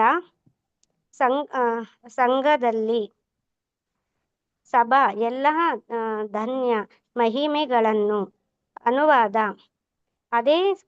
ಅದೇ ಪ್ರಭು ಕೃಷ್ಣನೇ ಶ್ರೀ ಚೈತನ್ಯ ಮಹಾಪ್ರಭುಗಳಾಗಿ ಸ್ವತಃ ಅವತರಿಸಿದನು. ಸಮಾನ ಮಹಿಮೆಗಳನ್ನು ಉಳ್ಳ ಅವನ ಸಕಲ ಶಾಶ್ವತ ಸಹವಾಸಿಗಳು ಅವನೊಡನೆ ಅವತರಿಸಿದರು. ಹರೇ ಕೃಷ್ಣ. ಶೀಲ ಪ್ರಭುಪಾದಿಕಿ ಜೈ. Thank you so much mataji. Hare Krishna mataji. ಇಲ್ಲಿ ಕೃಷ್ಣ ಚೈತನ್ಯ ಮಹಾಪ್ರಭುಗಳಾಗಿ ಬರುವಾಗ, ಸ್ವತಃ ಕೃಷ್ಣ ಚೈತನ್ಯ ಮಹಾಪ್ರಭುಗಳಾಗಿ ಅವತರಿಸುವಾಗ ಸಮಾನ ಮಹಿಮೆಗಳುಳ್ಳ ಅವನ ಸಕಲ ಶಾಶ್ವತ ಸಹವಾಸಿಗಳು. ಇಲ್ಲಿ ಪಂಚತತ್ವ ಅಂತ ಹೇಳಿದೀವಲ್ವ ನಾವು, ಅವರಷ್ಟೇ ಜನ ಅಲ್ಲ, ಸಾಂಗೋಪಾಂಗದ ಪಾರ್ಶ್ವದ ಎಲ್ಲರೂ, ಅವರ ಜೊತೆ ಸಂಗಾತಿಗಳು ಯಾರ್ಯಾರು ಇರ್ತಾರೆ ಒಂದು ಆಧ್ಯಾತ್ಮಿಕ ಲೋಕದಲ್ಲಿ, ಅವರೆಲ್ಲರೂ ಕೂಡ ಬಂದಿರ್ತಾರೆ ಈ ಕಲಿಯುಗದಲ್ಲಿ. ಬೇರೆ ಬೇರೆ ಒಂದು ಅವತಾರಗಳನ್ನು ತಕೊಂಡು ಅವರ ಜೊತೆಯಲ್ಲಿದ್ದಾರೆ. ಶಾಶ್ವತ ಸಹವಾಸಿಗಳು ಅವನೊಡನೆ ಅವತರಿಸಿದರು. ಅಂದ್ರೆ ಆಧ್ಯಾತ್ಮಿಕ ಲೋಕದಲ್ಲಿ ಇರ್ತಾರೆ ಅವರೆಲ್ಲರೂ ಕೂಡ ಇಲ್ಲಿಗೆ ಭಗವಂತನ ಜೊತೆಯಲ್ಲಿ ಅವತಾರವನ್ನು ತಕೊಂಡು ಲೀಲೆಗಳನ್ನು ಮಾಡ್ಲಿಕ್ಕೆ, ಇಲ್ಲಿ ಲೀಲೆ ಇಲ್ಲ, ಭಗವಂತ ಕೃಷ್ಣ ಪ್ರೇಮವನ್ನು ಹಂಚಲಿಕ್ಕೆ ಬಂದಿರ್ತಾರೆ. ಔದಾರ್ಯ ಅವರದ್ದು, ಔದಾರ್ಯ ಇದಾಗಿರ್ತದೆ, ಇಲ್ಲಿ ಅವತಾರ ಆಗಿರ್ತದೆ. ಮತ್ತೆ ಅವರು ಗೌಪ್ಯ ಕೃಷ್ಣ ಅಂತ ಯಾರಿಗೂ ತೋರ್ಪಡಿಸುವುದಿಲ್ಲ, ಅವ್ರಿಗೆ ಇಷ್ಟವೇ ಆಗುದಿಲ್ಲ. ನೀನು ಕೃಷ್ಣ ವಿಷ್ಣು ಅಂತ ಕರೆದ್ರೆ ಇಷ್ಟ ಕಿವಿ ಮುಚ್ಕೊಳ್ತಾರಂತೆ ಚೈತನ್ಯ ಮಹಾಪ್ರಭು. ಅದಕ್ಕೆ ಅವರಿಗೆ ಗುರುವಾಗಿ ಅವರಿಲ್ಲಿ ಒಂದು ಭಕ್ತನಾಗಿ ಬಂದಿರ್ತಾರೆ, ಅವರ ಸಹವಾಸಿಗಳು ಅವರ ಜೊತೆ ಬಂದಿರ್ತಾರೆ. ಏಕಲೇ ಈಶ್ವರ ತತ್ವ ಚೈತನ್ಯ ಈಶ್ವರ ಭಕ್ತ ಭಾವಮಯ ತಾರ ಶುದ್ಧ ಕಲೇವರ. ಗಾಯತ್ರಿ ದೇವಿ ಮಾತಾಜಿ. ಗಾಯತ್ರಿ ದೇವಿ ಮಾತಾಜಿ. ಹರೇ ಕೃಷ್ಣ ಮಾತಾಜಿ. ಓದ್ತೀನಿ ಮಾತಾಜಿ. ಏಕಲೇ ಈಶ್ವರ. ಹರೇ ಕೃಷ್ಣ. ಏಕಲೇ ಈಶ್ವರ ತತ್ವ ಚೈತನ್ಯ ಈಶ್ವರ ಭಕ್ತ ಭಾವಮಯ ತಾಂಗರ ಶುದ್ಧ ಕಲೇವರ. ಏಕಲೇ ಕೇವಲ ಒಬ್ಬ ವ್ಯಕ್ತಿ, ಈಶ್ವರ ತತ್ವ ಪರಮ ನಿಯಂತ್ರಕ, ಚೈತನ್ಯ ಪರಮ ಜೀವ ತತ್ವ, ಈಶ್ವರ ನಿಯಂತ್ರಕ, ಭಕ್ತ ಭಾವಮಯ ಭಕ್ತನೆಂಬುವನ ಸಂತೋಷದಲ್ಲಿ, ತಾಂಗ್ರ ಅವನ ಶುದ್ಧ ದಿವ್ಯವಾದ, ಕಲೇವರ ದೇಹ. ಅನುವಾದ. ದೇವೋತ್ತಮ ಪರಮ ಪುರುಷ. ಅನುವಾದ ಭಾವಾರ್ಥ ಬೈ ಶೀಲ ಪ್ರಭುಪಾದರಿಂದ ಶೀಲ ಪ್ರಭುಪಾದರಿಗೆ ಜಯವಾಗಲಿ. ದೇವೋತ್ತಮ ಪುರುಷರಾದ ಮತ್ತು ಪರಮ ನಿಯಂತ್ರಕರಾದ ಶ್ರೀ ಚೈತನ್ಯ ಮಹಾಪ್ರಭುಗಳು ದೈವೋನ್ಮಾದದಿಂದ ಭಕ್ತರಾಗಿದ್ದಾರೆ. ಆದರೂ ಅವರ ದೇಹವು ಲೋಕೋತ್ತರವಾದುದು ಹಾಗೂ ಲೌಕಿಕತೆಯ ಬಣ್ಣ ಸೋಕದದು. ಭಾವಾರ್ಥ. ಈಶತತ್ವ, ಜೀವತತ್ವ ಮತ್ತು ಶಕ್ತಿ ತತ್ವಗಳು ಸೇರಿದಂತೆ ನಾನಾ ಬಗೆಯ ತತ್ವಗಳು ಅಥವಾ ಸತ್ಯಗಳು ಇವೆ. ಈಶತತ್ವವು ಪರಮ ಜೀವಂತ ಶಕ್ತಿಯಾದ ದೇವೋತ್ತಮ ಪುರುಷನಾದ ವಿಷ್ಣುವಿಗೆ ಸಂಬಂಧಿಸಿದ್ದು. ಕಠ ಉಪನಿಷತ್ತಿನಲ್ಲಿ ನಿತ್ಯೋ ನಿತ್ಯಾನಾಂ ಚೇತನಶ್ಚೇತನಾನಾಂ ಅಂದರೆ ದೇವೋತ್ತಮ ಪರಮ ಪುರುಷ ಪರಮ ಶಾಶ್ವತ ಮತ್ತು ಪರಮ ಜೀವಂತ ಶಕ್ತಿ ಎಂದು ಹೇಳಿದೆ. ಜೀವಿಗಳು ಕೂಡ ಶಾಶ್ವತ, ಅವರು ಜೀವಂತ ಶಕ್ತಿಗಳೇ, ಆದರೆ ಪ್ರಮಾಣದಲ್ಲಿ ಅವರು ಬಹಳ ಚಿಕ್ಕವರು. ಪರಮ ಪ್ರಭುವಾದರೂ ಪರಮ ಜೀವಂತ ಶಕ್ತಿ ಹಾಗೂ ಪರಮ ಶಾಶ್ವತ. ಪರಮಶಾಶ್ವತನು ತಾತ್ಕಾಲಿಕ ಐಹಿಕ ಪ್ರಕೃತಿಯ ದೇಹವನ್ನು ಎಂದಿಗೂ ಸ್ವೀಕರಿಸುವುದಿಲ್ಲ. ಆದರೆ ಜೀವಿಗಳು ಪರಮಶಾಶ್ವತನ ವಿಭಿನ್ನಾಂಶಗಳಾಗಿದ್ದು ಹಾಗೆ ಮಾಡುವ ಪ್ರವೃತ್ತಿ ಹೊಂದಿದ್ದಾರೆ. ಹೀಗೆ ವೇದಮಂತ್ರಗಳ ಪ್ರಕಾರ ಪರಮಪ್ರಭುವು ಅಸಂಖ್ಯಾತ ಜೀವಿಗಳಿಗೆ ಪರಮ ಒಡೆಯ. ಆದರೆ ಮಾಯಾವಾದಿ ದಾರ್ಶನಿಕರು ಅಣುರೂಪದ ಜೀವಿಯನ್ನು ಭೂಮರೂಪದ ಜೀವಿಗೆ ಸಮಾನವೆಂದು ಹೋಲಿಸಲು ಪ್ರಯತ್ನಿಸುತ್ತಾರೆ. ಏಕೆಂದರೆ ಅವರ ನಡುವೆ ವ್ಯತ್ಯಾಸವನ್ನು ಕಾಣುವುದಿಲ್ಲ. ಅವರ ತತ್ವಶಾಸ್ತ್ರವನ್ನು ಅದ್ವೈತವಾದ ಅಥವಾ ಏಕತತ್ವವಾದ ಎಂದು ಕರೆಯುತ್ತಾರೆ. ಆದರೆ ವಾಸ್ತವದಲ್ಲಿ ವ್ಯತ್ಯಾಸವಿದೆ. ದೇವೋತ್ತಮ ಪರಮಪುರುಷನು ಪರಮ ನಿಯಂತ್ರಕ ಎಂಬ ಅರಿವನ್ನು ಮಾಯಾವಾದಿ ದಾರ್ಶನಿಕರಿಗೆ ವಿಶೇಷವಾಗಿ ಅರ್ಥ ಮಾಡಿಕೊಡುವುದು ಈ ಶ್ಲೋಕದ ಉದ್ದೇಶ. ಈ ಪರಮ ನಿಯಂತ್ರಕನು ದೇವೋತ್ತಮ ಪುರುಷನು ಸ್ವತಃ ಕೃಷ್ಣನೇ ಆಗಿದ್ದಾನೆ. ಆದರೆ ಒಂದು ಲೋಕೋತ್ತರ ಲೀಲೆಯಾಗಿ ಒಬ್ಬ ಭಕ್ತನಾಗಿ ಶ್ರೀ ಚೈತನ್ಯ ಮಹಾಪ್ರಭುಗಳ ರೂಪವನ್ನು ತಾಳಿದ್ದಾನೆ. ಭಗವದ್ಗೀತೆಯಲ್ಲಿ ಹೇಳಿರುವಂತೆ ದೇವೋತ್ತಮ ಪರಮ ಪುರುಷನಾದ ಕೃಷ್ಣನು ಮಾನವ ಜೀವಿಯಂತೆಯೇ ಈ ಲೋಕಕ್ಕೆ ಇಳಿದು ಬಂದಾಗ ಕೆಲವು ಧೂರ್ತರು ಅವನು ಸಾಧಾರಣ ಮನುಷ್ಯರಲ್ಲೊಬ್ಬ ಎಂದು ಪರಿಗಣಿಸುತ್ತಾರೆ. ಹೀಗೆ ತಪ್ಪಾಗಿ ಯೋಚಿಸುವವನನ್ನು ಮೂಢ ಎಂದು ವರ್ಣಿಸಲಾಗಿದೆ. ಆದ್ದರಿಂದ ಚೈತನ್ಯ ಮಹಾಪ್ರಭುಗಳನ್ನು ಸಾಧಾರಣ ಮಾನವ ಜೀವಿ ಎಂದು ಮೂರ್ಖರಂತೆ ಭಾವಿಸಬಾರದು. ಅವರು ಭಕ್ತನ ದೈವೋನ್ಮಾದವನ್ನು ಅಂಗೀಕರಿಸಿದ್ದಾರೆ, ಆದರೆ ಅವರು ದೈವೋತ್ತಮ ಪರಮ ಪುರುಷ. ಚೈತನ್ಯ ಮಹಾಪ್ರಭುಗಳ ಕಾಲದಿಂದೀಚೆಗೆ ಅನೇಕ ನಕಲಿ ಕೃಷ್ಣಾವತಾರಗಳು ಆಗಿ ಹೋಗಿವೆ. ಆದರೆ ಚೈತನ್ಯ ಮಹಾಪ್ರಭುಗಳು ಸ್ವತಃ ಕೃಷ್ಣನೇ. ಅವರು ಸಾಧಾರಣ ಮಾನವೀಯ ಜೀವಿಯಲ್ಲ ಎಂದು ನಕಲಿ ಅವತಾರಿಗಳು ಅರ್ಥ ಮಾಡಿಕೊಳ್ಳಬಾರದು. ಬುದ್ಧಿಹೀನರು ಒಬ್ಬ ಮಾನವ ಜೀವಿಯನ್ನೇ ದೇವರೆಂದು ಪ್ರಚಾರ ಮಾಡುತ್ತಾ ತಮ್ಮದೇ ದೇವರುಗಳನ್ನು ಸೃಷ್ಟಿಸಿಕೊಳ್ಳುತ್ತಾರೆ. ಇದು ಅವರ ದೋಷ. ಆದ್ದರಿಂದ ಇಲ್ಲಿ ತಾಂಗ್ನರ ಶುದ್ಧ ಕಲೇವರ ಎಂಬ ಶಬ್ದಗಳು ಚೈತನ್ಯ ಮಹಾಪ್ರಭುಗಳ ದೇಹವು ಐಹಿಕವಲ್ಲ, ಶುದ್ಧ ಆಧ್ಯಾತ್ಮಿಕ ಎಂದು ಎಚ್ಚರಿಸುತ್ತದೆ. ಆದ್ದರಿಂದ ಚೈತನ್ಯ ಮಹಾಪ್ರಭುಗಳು ಭಕ್ತನೊಬ್ಬನ ರೂಪವನ್ನು ತಾಳಿದ್ದರೂ ಅವರು ಸಾಧಾರಣ ಭಕ್ತರು ಎಂದು ನಾವು ಅಂಗೀಕರಿಸಬಾರದು. ಚೈತನ್ಯ ಮಹಾಪ್ರಭುಗಳು ದೇವೋತ್ತಮ ಪರಮ ಪುರುಷರಾಗಿದ್ದರೂ ಅವರು ಭಕ್ತನ ದೈವೋನ್ಮಾದವನ್ನು ಅಂಗೀಕರಿಸಿರುವುದರಿಂದ ನಾವು ಅವರ ಲೀಲೆಗಳನ್ನು ತಪ್ಪಾಗಿ ಅರ್ಥ ಮಾಡಿಕೊಂಡು ಯಥಾವತ್ ಕೃಷ್ಣನ ಸ್ಥಾನದಲ್ಲಿಯೇ ಕೂಡಿಸಬಾರದು ಎಂದು ಅರ್ಥ ಮಾಡಿಕೊಳ್ಳಬೇಕು. ಈ ಕಾರಣಕ್ಕಾಗಿಯೇ ಶ್ರೀಕೃಷ್ಣ ಚೈತನ್ಯ ಶ್ರೀಕೃಷ್ಣ ಚೈತನ್ಯ ಮಹಾಪ್ರಭುಗಳನ್ನು ಕೃಷ್ಣ ಅಥವಾ ವಿಷ್ಣು ಎಂದು ಸಂಬೋಧಿಸಿದಾಗ ತಮ್ಮನ್ನು ದೇವೋತ್ತಮ ಪರಮಪುರುಷನೆಂದು ಕರೆಯುವುದನ್ನು ಇಷ್ಟಪಡದೆ ಅವರು ತಮ್ಮ ಕಿವಿಗಳನ್ನು ಮುಚ್ಚಿಕೊಂಡು ಗೌರಾಂಗ ನಾಗರಿ ಎನ್ನುವ ವರ್ಗದ ಭಕ್ತರಿದ್ದಾರೆ.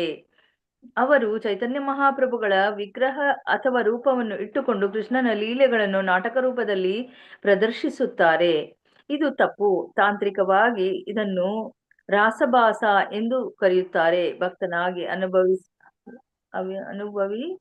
ಅನುಭವಿಸಲು ಚೈತನ್ಯ ಮಹಾಪ್ರಭುಗಳು ಪ್ರಯತ್ನಿಸುತ್ತಿರುವಾಗ ಅವರನ್ನು ದೇವೋತ್ತಮ ಪರಮ ಪುರುಷ ಎಂದು ಕರೆದು ಅಡ್ಡಿಪಡಿಸಬಾರದು. ಹರೇ ಕೃಷ್ಣ ಮಾತಾಜಿ, ಧನ್ಯವಾದಗಳು. ಹರೇ ಕೃಷ್ಣ.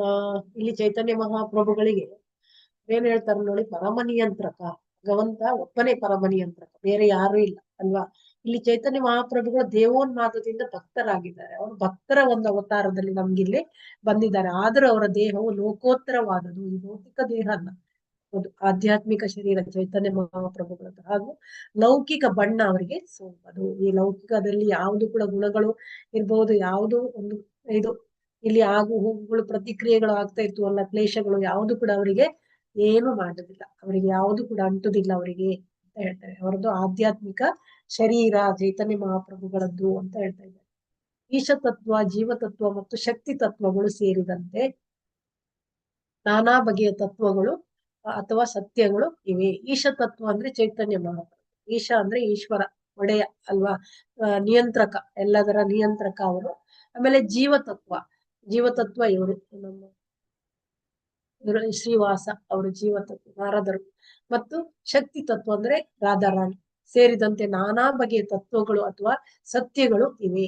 ಈಶ ತತ್ವವು ಪರಮ ಜೀವಂತ ಶಕ್ತಿಯಾದ ದೇವೋತ್ತಮ ಪರಮ ಪುರುಷನಾದ ವಿಷ್ಣುವಿಗೆ ಸಂಬಂಧಿಸಿದ್ದು. ಇದು ಈಶತತ್ವ ವಿಷ್ಣುವಿಗೆ ಸಂಬಂಧಪಟ್ಟದ್ದು ಅಂತ ಹೇಳ್ತಾರೆ. ಕಠ ಉಪನಿಷತ್ತಿನಲ್ಲಿ ನಿತ್ಯೋ ನಿತ್ಯಾನಾಂ ಚೇತನಾಂ ಅಂದ್ರೆ ದೇವೋತ್ತಮ ಪರಮ ಪುರುಷನು ಪರಮ ಶಾಶ್ವತ, ಪರಮ ಜೀವಂತ ಶಕ್ತಿ. ಈಗ ಭಗವಂತ ಪರಮ ಶಾಶ್ವತ ಅಲ್ವಾ, ಅವನು ಅವನು ಮತ್ತೆ ಪರಮ ಜೀವಂತ ಶಕ್ತಿ, ಅವನು ಜೀವಂತ ಇದ್ದಾನೆ, ಅವನು ಪರಮ ಆತ್ಮ, ಆದ್ರಿಂದ ಪರಮ ಚೇತನ ಆತ್ಮ. ನಾವು ಕೂಡ ಜೀವಂತ ಶಕ್ತಿಯೇ, ನಾವು ಮಾತ್ರ ಪರಮರಲ್ಲ. ಜೀವಿಗಳು ಕೂಡ ಜೀವಂತ ಶಕ್ತಿಯವರು, ಶಾಶ್ವತರು. ಇಲ್ಲಿ ಅದನ್ನೇ ಕೊಡ್ತಾ ಇದ್ದಾರೆ, ಜೀವಂತ ಶಕ್ತಿ. ಆದ್ರೆ ದೇವೋತ್ತಮ ಪುರುಷನು ಪರಮ ಶಾಶ್ವತ ಹಾಗೂ ಪರಮ ಜೀವಂತ ಶಕ್ತಿ. ಎಂದು ಹೇಳಿದೆ. ಜೀವಿಗಳು ಕೂಡ ಶಾಶ್ವತ, ನಾವು ಕೂಡ ಶಾಶ್ವತಿ, ಆತ್ಮಕ್ಕೆ ನಾಶ ಇಲ್ಲ, ನಿಮ್ಗೆ ಗೊತ್ತಿದೆ. ಮತ್ತೆ ಅದು ಕೂಡ ಜೀವಂತ ಶಕ್ತಿ ಅಲ್ವಾ, ಜೀವಂತವಾಗಿರ್ತದೆ, ಅದಕ್ಕೆ ನಾಶ ಅನ್ನೋದಿಲ್ಲ. ಆದ್ರೆ ವ್ಯತ್ಯಾಸ ಅಂದ್ರೆ ಭಗವಂತ ಪರಮ ಶಾಶ್ವತ, ಶಕ್ತಿ.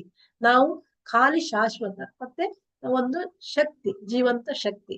ಅದು ಎಷ್ಟು, ಒಂದು ಸಮುದ್ರದ ನೀರು, ಒಂದು ಸಮುದ್ರದ ಹನಿ ಹೇಗೆ, ಹಾಗೆ ಜೀವಿಗಳು ಸಮುದ್ರದ ಹನಿಗಳಿದ್ದಾಗೆ, ಅವನೊಂದು ಸಾಗರದ ಹಾಗೆ. ಬೆಂಕಿ ಕಿಡಿ, ಆ ಬೆಂಕಿಯ ರಾಶಿ. ಆತರ ನಮ್ದು ವ್ಯತ್ಯಾಸ, ಎರಡು ಗುಣದಲ್ಲಿ ಒಂದೇ ಇರ್ತದೆ, ಗಾತ್ರದಲ್ಲಿ ವ್ಯತ್ಯಾಸ ಇರ್ತದೆ, ಅದನ್ನು ಇಲ್ಲಿ ಹೇಳ್ತಾ ಇದ್ದಾರೆ.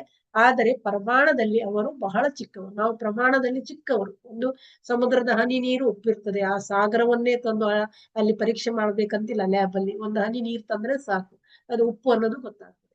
ಅದೇ ತರ ಗುಣದಲ್ಲಿ ನಾವು ಒಂದೇ ಆದ್ರೂ ಪ್ರಮಾಣದಲ್ಲಿ ನಾವು ಚಿಕ್ಕವರು. ಪರಮಪ್ರಭು ಆದರೂ ಪರಮ ಜೀವಂತ ಶಕ್ತಿ ಹಾಗೂ ಪರಮ ಶಾಶ್ವತ. ಪರಮ ಶಾಶ್ವತ ತಾತ್ಕಾಲಿಕ ಐಹಿಕ ಪ್ರಕೃತಿಯ ದೇಹವನ್ನು ಎಂದಿಗೂ ಸ್ವೀಕರಿಸುವುದಿಲ್ಲ.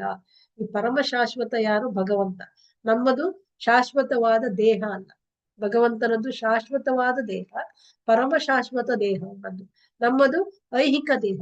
ನಾವು ದೇಹವನ್ನು ಏನ್ ಮಾಡ್ತೇವೆ, ನಾಶವಾದ ಮೇಲೆ ಇನ್ನೊಂದು ದೇಹವನ್ನು ಬದಲಾಯಿಸಿಕೊಂಡು ಹೋಗ್ತಾ ಇರ್ತೇವೆ. ಆದ್ರೆ ಭಗವಂತ ಅದನ್ನು ಇನ್ನೊಂದು ದೇಹವನ್ನು ಬದಲಾಯಿಸುವುದಿಲ್ಲ. ಪರಮ ಶಾಶ್ವತ ತಾತ್ಕಾಲಿಕ ಐಹಿಕ ಪ್ರಕೃತಿಯ ದೇಹವನ್ನು ಎಂದಿಗೂ ಸ್ವೀಕರಿಸುವುದಿಲ್ಲ. ಭಗವಂತ ಭೌತಿಕ ಶರೀರ ಅವನನ್ನು ಯಾವಾಗ ನೋಡುವಾಗ ವ್ಯಕ್ತಿ ಹಾಗೆ ಕಾಣ್ತಾನೆ, ಸಾಮಾನ್ಯ ಮನುಷ್ಯರಾಗೆ ಕಂಡ್ರು ಕೂಡ ಆಧ್ಯಾತ್ಮಿಕ ಶರೀರವಾಗಿರ್ತದೆ. ಆದ್ರೆ ಜೀವಿಗಳು ಪರಮ ಶಾಶ್ವತನ ವಿಭಿನ್ನ ಅಂಶಗಳಾಗಿದ್ದು ಹಾಗೆ ಮಾಡುವ ಪ್ರವೃತ್ತಿ ಹೊಂದಿದ್ದಾರೆ. ನಾವು ದೇಹವನ್ನು ಬದಲಾಯಿಸ್ತೇವೆ, ಭೌತಿಕ ದೇಹವನ್ನು ನಾವು ಸ್ವೀಕಾರ ಮಾಡ್ತೇವೆ. ಹೀಗೆ ವೇದ ಮಂತ್ರಗಳ ಪ್ರಕಾರ ಪರಮ ಪ್ರಭು ಅಸಂಖ್ಯಾತ ಜೀವಿಗಳಿಗೆ ಪರಮ ಒಡೆಯನು. ಭಗವಂತ ಎಲ್ಲಾ ಜೀವಿಗಳಿಗೆ ಪರಮ ಒಡೆಯನಾಗಿದ್ದಾನೆ. ಆದರೆ ಮಾಯವಾದಿ ದಾರ್ಶನಿಕರು ಏನ್ ಹೇಳ್ತಾರೆ, ಅಣುರೂಪದ ಜೀವಿಯನ್ನು ಭೂಮರೂಪದ ಜೀವಿಗೆ ಸಮಾನರೆಂದು ಹೋಲಿಸಲು ಪ್ರಯತ್ನಿಸ್ತಾರೆ. ನಾವೊಂದು ಅಣು, ಭಗವಂತ ವಿಭು, ಅದನ್ನು ಸಮ, ನಾವು ಕೂಡ ಭಗವಂತ, ನಾವು ಸತ್ತ ಮೇಲೆ ಒಂದೇ ಆಗುವಂತದ್ದು, ಲೀನ ಆಗುವಂತದ್ದು ಅಂತ ಹೇಳ್ತಾರೆ. ಆದರೆ ಏಕೆಂದರೆ ಅವರು ನಡುವೆ ವ್ಯತ್ಯಾಸವನ್ನು ಕಾಣುವುದಿಲ್ಲ. ಈ ಜೀವಿ ಮತ್ತೆ ಪರಮ ಆತ್ಮ ಮತ್ತೆ ಆತ್ಮದ ನಡುವೆ ವ್ಯತ್ಯಾಸ ಅವರಿಗೆ ಗೊತ್ತಿಲ್ಲ. ಅವರ ತತ್ವಶಾಸ್ತ್ರವನ್ನು ಅದ್ವೈತವಾದ ಅಥವಾ ಏಕತ್ವವಾದ, ಅದ್ವೈತ ಅಂತ ಹೇಳಿದ್ರೆ ಒಂದೇ ಅಂತ ಹೇಳುವಂತದ್ದು, ಅದ್ರಲ್ಲಿ ಇದಿಲ್ಲ. ದ್ವೈತ ಅಂದ್ರೆ ಎರಡು, ಶರೀರ ಬೇರೆ ಆತ್ಮ ಬೇರೆ ಅಲ್ವಾ. ಇಲ್ಲಿ ಪರಮಾತ್ಮ ಮತ್ತೆ ಜೀವಾತ್ಮ ಎರಡು ಒಂದೇ ಅಂತ ಅವರು ಹೇಳುವಂತದ್ದು, ಅದು ಅದ್ವೈತವಾದ ಅಂತ ಹೇಳ್ತಾರೆ ಇಲ್ಲಿ ಈ ಒಂದು ಶ್ಲೋಕದಲ್ಲಿ.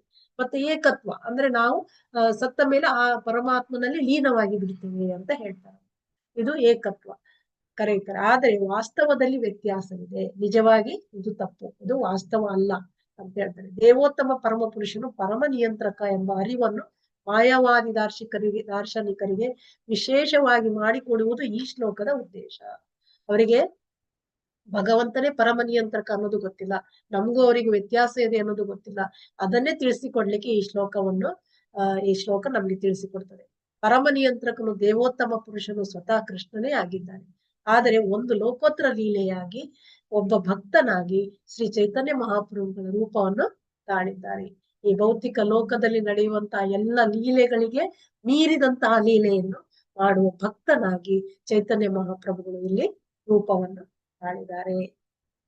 ಭಗವದ್ಗೀತೆಯಲ್ಲಿ ಹೇಳಿರುವಂತೆ ದೇವೋತ್ತಮ ಪರಮಪುರುಷನಾದ ಕೃಷ್ಣನು ಮಾನವ ಜೀವಿಯಂತೆಯೇ ಈ ಲೋಕಕ್ಕೆ ಇಳಿದು ಬಂದಾಗ ಕೆಲವು ಧೂರ್ತರು ಅವನು ಸಾಧಾರಣ ಮನುಷ್ಯರಲ್ಲೊಬ್ಬ ಎಂದು ಪರಿಗಣಿಸ್ತಾರೆ. ನಿಮ್ಗೆಲ್ಲ ಗೊತ್ತಿದೆ, ಅವಜಾನಂತಿ ಮಾಮೂಢ ಮಾನುಷೀಂ ತನು ಮಾಶ್ರಿತಂ ಅಂತ ಹೇಳ್ತಾರಲ್ವಾ. ಭಗವಂತ ಭೂಮಿಗೆ ಮಾನವ ರೂಪದಲ್ಲಿ ಬಂದಾಗ ಅಪಹಾಸ್ಯ ಮಾಡ್ತಾರಂತೆ, ಈ ಮೂಢರು ಅಂತ ಹೇಳ್ತಾರೆ ಅವರಿಗೆ. ಕೆಲವರು ಧೂರ್ತರು ಸಾಧಾರಣ ಮನುಷ್ಯರಲ್ಲಿ ಒಬ್ಬ ಅಂತ ಹೇಳ್ತಾರೆ. ಹೀಗಾಗಿ ತಪ್ಪಾಗಿ ಯೋಚಿಸುವ ಕೂಡ ಎಂದು ವರ್ಣಿಸಲಾಗಿದೆ. ಆದ್ದರಿಂದ ಚೈತನ್ಯ ಮಹಾಪ್ರಭುಗಳನ್ನು ಸಾಧಾರಣ ಮಾನವ ಜೀವಿ ಎಂದು ಮೂರ್ಖರಂತೆ ನಾವು ಭಾವಿಸಬಾರದು. ಯಾಕಂದ್ರೆ ಅವರು ಆಧ್ಯಾತ್ಮಿಕ ಶರೀರದಲ್ಲಿ ಇರ್ತಾರೆ, ಆಧ್ಯಾತ್ಮಿಕ ಲೀಲೆಗಳನ್ನು ಅವರು ಲೀಲೆ ಮಾಡೋದಿಲ್ಲ, ಪ್ರೇಮವನ್ನು ನಮ್ಗೆ ಇಲ್ಲಿ ಕೊಡ್ಲಿಕ್ಕೆ ಬಂದಂತವರು. ಆದ್ರಿಂದ ಅವರು ಧಾರಿ ಅವತಾರ ಆಗಿರ್ತಾರೆ.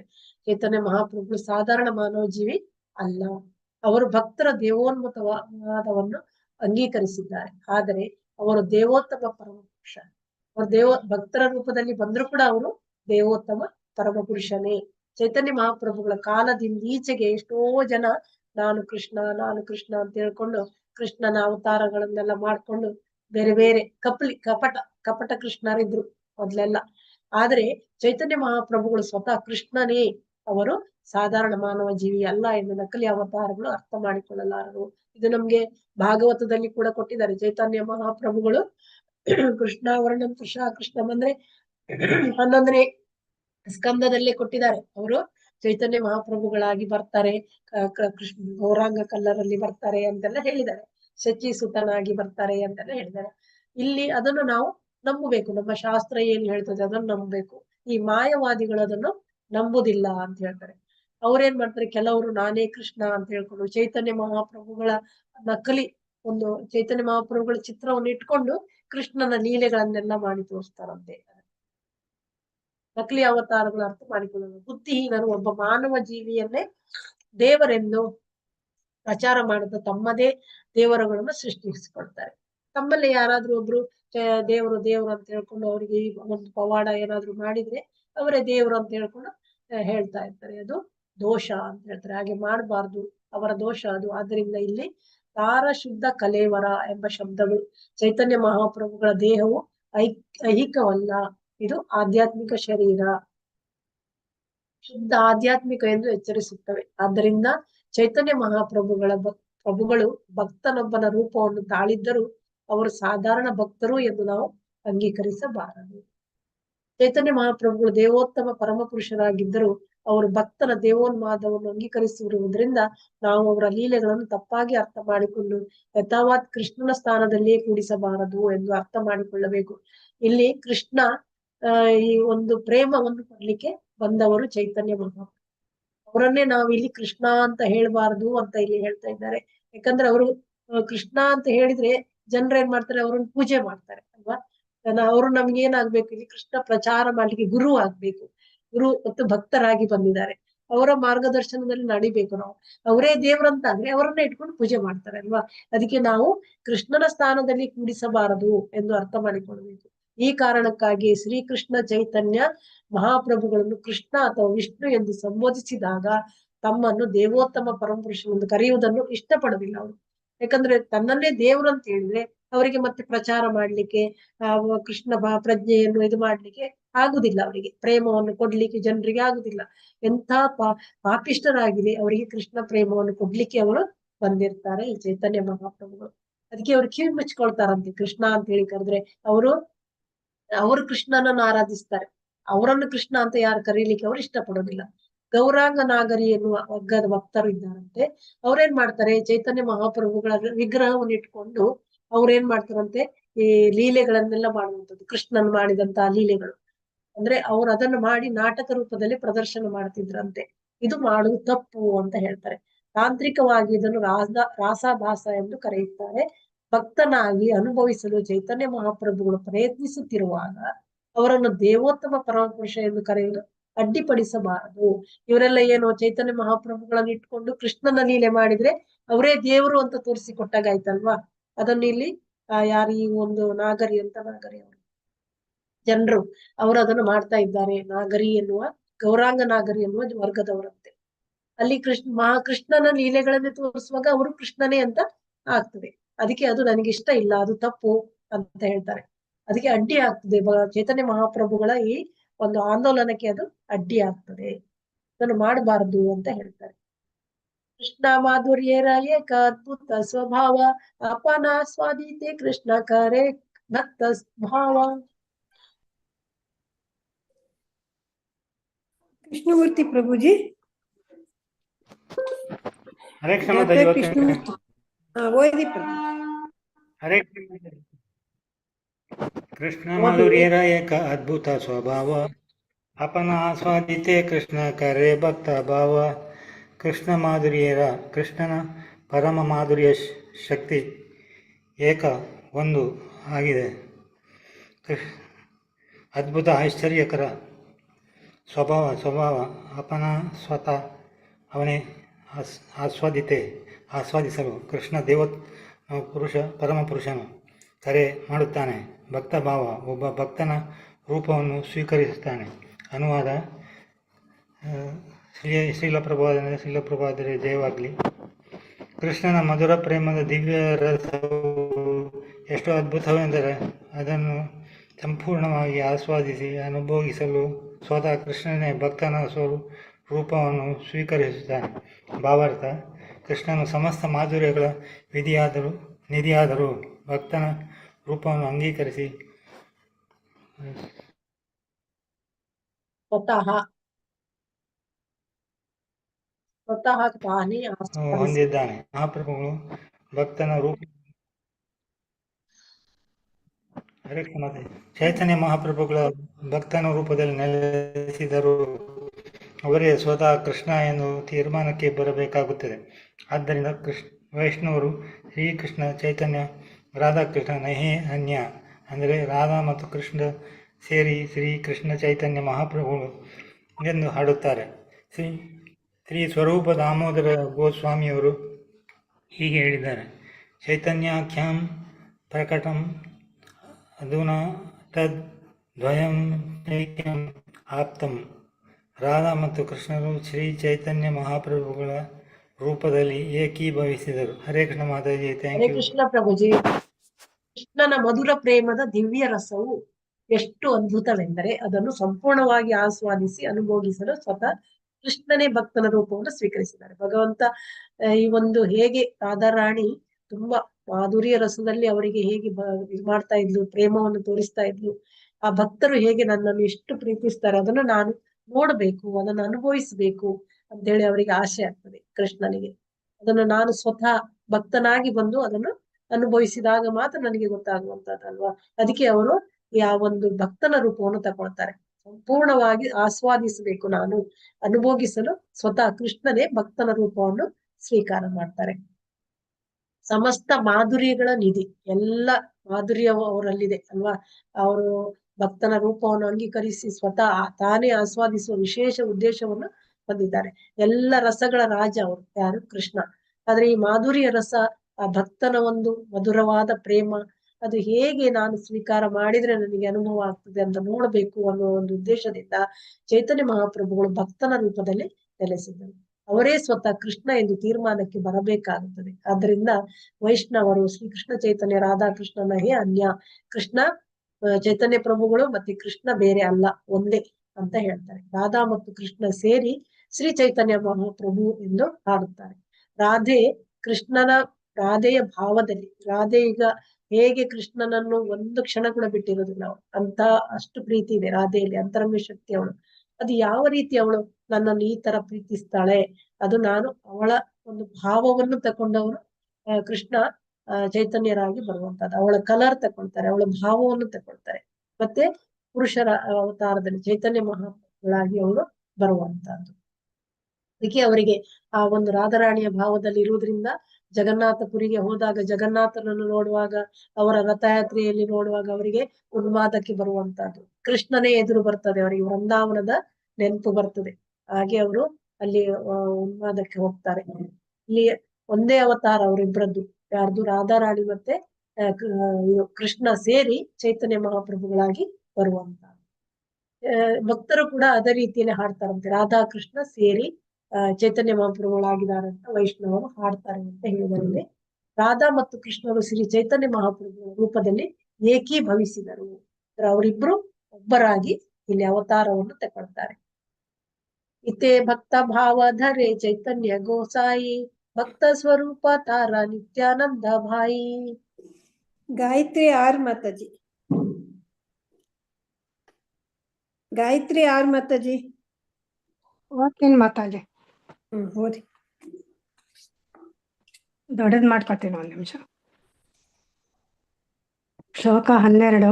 ಇತೇ ಭಕ್ತ ಭಾವಧರೆ ಚೈತನ್ಯ ಗೋಸಾಗಿ, ಭಕ್ತ ಸ್ವರೂಪ ತಾನ್ರ ನಿತ್ಯಾನಂದರ್ ಬಾಯಿ.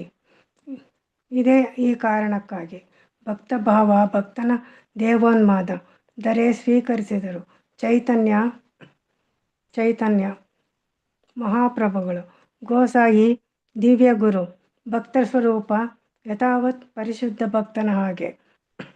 ತಾನ್ರ ಅವನ, ನಿತ್ಯಾನಂದ ಪ್ರಭು ನಿತ್ಯಾನಂದ, ಬಾಯಿ ಸೋದರ. ಅನುವಾದ: ಈ ಕಾರಣಕ್ಕಾಗಿ ಎಲ್ಲೋಯ್ತು ಮಾಡ್ತಾ ಇದ್ದೀವಿ. ಈ ಕಾರಣಕ್ಕಾಗಿ ಪರಮ ಗುರುಗಳಾದ ಶ್ರೀ ಚೈತನ್ಯ ಮಹಾಪ್ರಭುಗಳು ಒಬ್ಬ ಭಕ್ತನ ರೂಪವನ್ನು ಸ್ವೀಕರಿಸುತ್ತಾರೆ ಮತ್ತು ನಿತ್ಯಾನಂದ ಪ್ರಭುಗಳನ್ನು ತಮ್ಮ ಸೋದರರಾಗಿ ಸ್ವೀಕರಿಸುತ್ತಾರೆ. ಹರೇ ಕೃಷ್ಣ ಮಾತಾಜಿ, ಧನ್ಯವಾದಗಳು. ಇಲ್ಲಿ ಯಾವ ಕಾರಣಕ್ಕಾಗಿ ಅವರು ಈ ಕಾರಣಕ್ಕಾಗಿ ಅಂದ್ರೆ ಅವರಿಗೆ ಆ ಒಂದು ಮಾಧುರ್ಯ ರಸ ಅದು ಹೇಗಿರ್ತದೆ ಅದನ್ನು ನಾನು ಸಹ ಅನುಭವಿಸಬೇಕು. ಭಕ್ತರು ಯಾವ ರೀತಿಯಲ್ಲಿ ನನ್ನಲ್ಲಿ ಭಕ್ತಿಯಿಂದ ಪ್ರೀತಿಯನ್ನು ಪ್ರೇಮವನ್ನು ತೋರ್ಪಡಿಸ್ತಾರೆ ನಾನು ಅನುಭವಿಸ್ಬೇಕು ಅನ್ನುವಂತ ಆ ಒಂದು ಭಾವನೆ ಇದೆಯಲ್ಲ ಚೈತನ್ಯ ಮಹಾಪ್ರಭುಗಳಾಗಿ ಬರುವಂತಹದ್ದು. ಈ ಕಾರಣಕ್ಕಾಗಿ ಪರಮ ಗುರುಗಳಾದ ಶ್ರೀ ಚೈತನ್ಯ ಮಹಾಪ್ರಭು ಒಬ್ಬರ ಭಕ್ತನ ರೂಪವನ್ನು ಸ್ವೀಕಾರ ಮಾಡ್ತಾರೆ ಮತ್ತು ನಿತ್ಯಾನಂದ ಪ್ರಭುಗಳನ್ನು ತಮ್ಮ ಸೋದರರಾಗಿ ಸ್ವೀಕರಿಸ್ತಾರೆ. ಬಲರಾಮನೇ ನಿತ್ಯಾನಂದ ಪ್ರಭುಗಳಾಗಿ ಬರುವಂತಹದ್ದು ತಮ್ಮ ಸೋದರರಾಗಿ ಇಲ್ಲಿ ಸ್ವೀಕಾರ. ದೊಡ್ಡದಿದೆ ಇನ್ನೊಂದು ಭಾವಾರ್ಥ. 6:20 ಮಾತಾಜಿ ಟೈಮ್.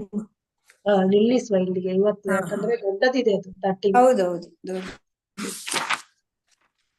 ಇವತ್ತಿದೇನಾದ್ರೂ ಪ್ರಶ್ನೆ ಇದೆಯಾ ಇದ್ರಲ್ಲಿ ನಿಮ್ಗೆ ಕೇಳೋದಾದ್ರೆ ಕೇಳ್ಬೋದು. ಪಾಂಚಕಲ್ಪತರುಭ್ಯಶ್ಚ ಕೃಪಾ ಸಿಂಧುಭ್ಯಶ್ಚ ಪತಿತಾನಾಂ ಪಾವನೇಭ್ಯೋ ವೈಷ್ಣವೇಭ್ಯೋ ನಮೋ ನಮಃ. ಅನಂತ ಕೋಟಿ ವೈಷ್ಣವರೊಂದಿಗೆ ಜೈ. ಇಲ್ಲಿ ನೆರೆದಿರುವ ಎಲ್ಲ ಭಕ್ತವೃಂದದವರಿಗೂ ಜೈ. ಚೈತನ್ಯ ಮಹಾಪ್ರಭು ಕಿ ಜೈ.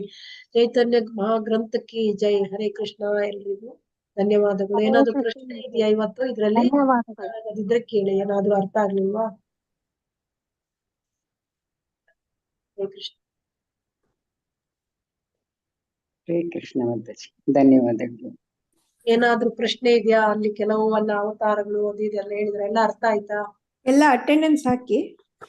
ಧನ್ಯವಾದಗಳು ಭಯ್ಯ. ಹರೇ ಕೃಷ್ಣ ಮಾತಾಜಿ. ಚೆನ್ನಾಗಿತ್ತು ಮಾತಾಜಿ, ಅರ್ಥ ಆಯ್ತು.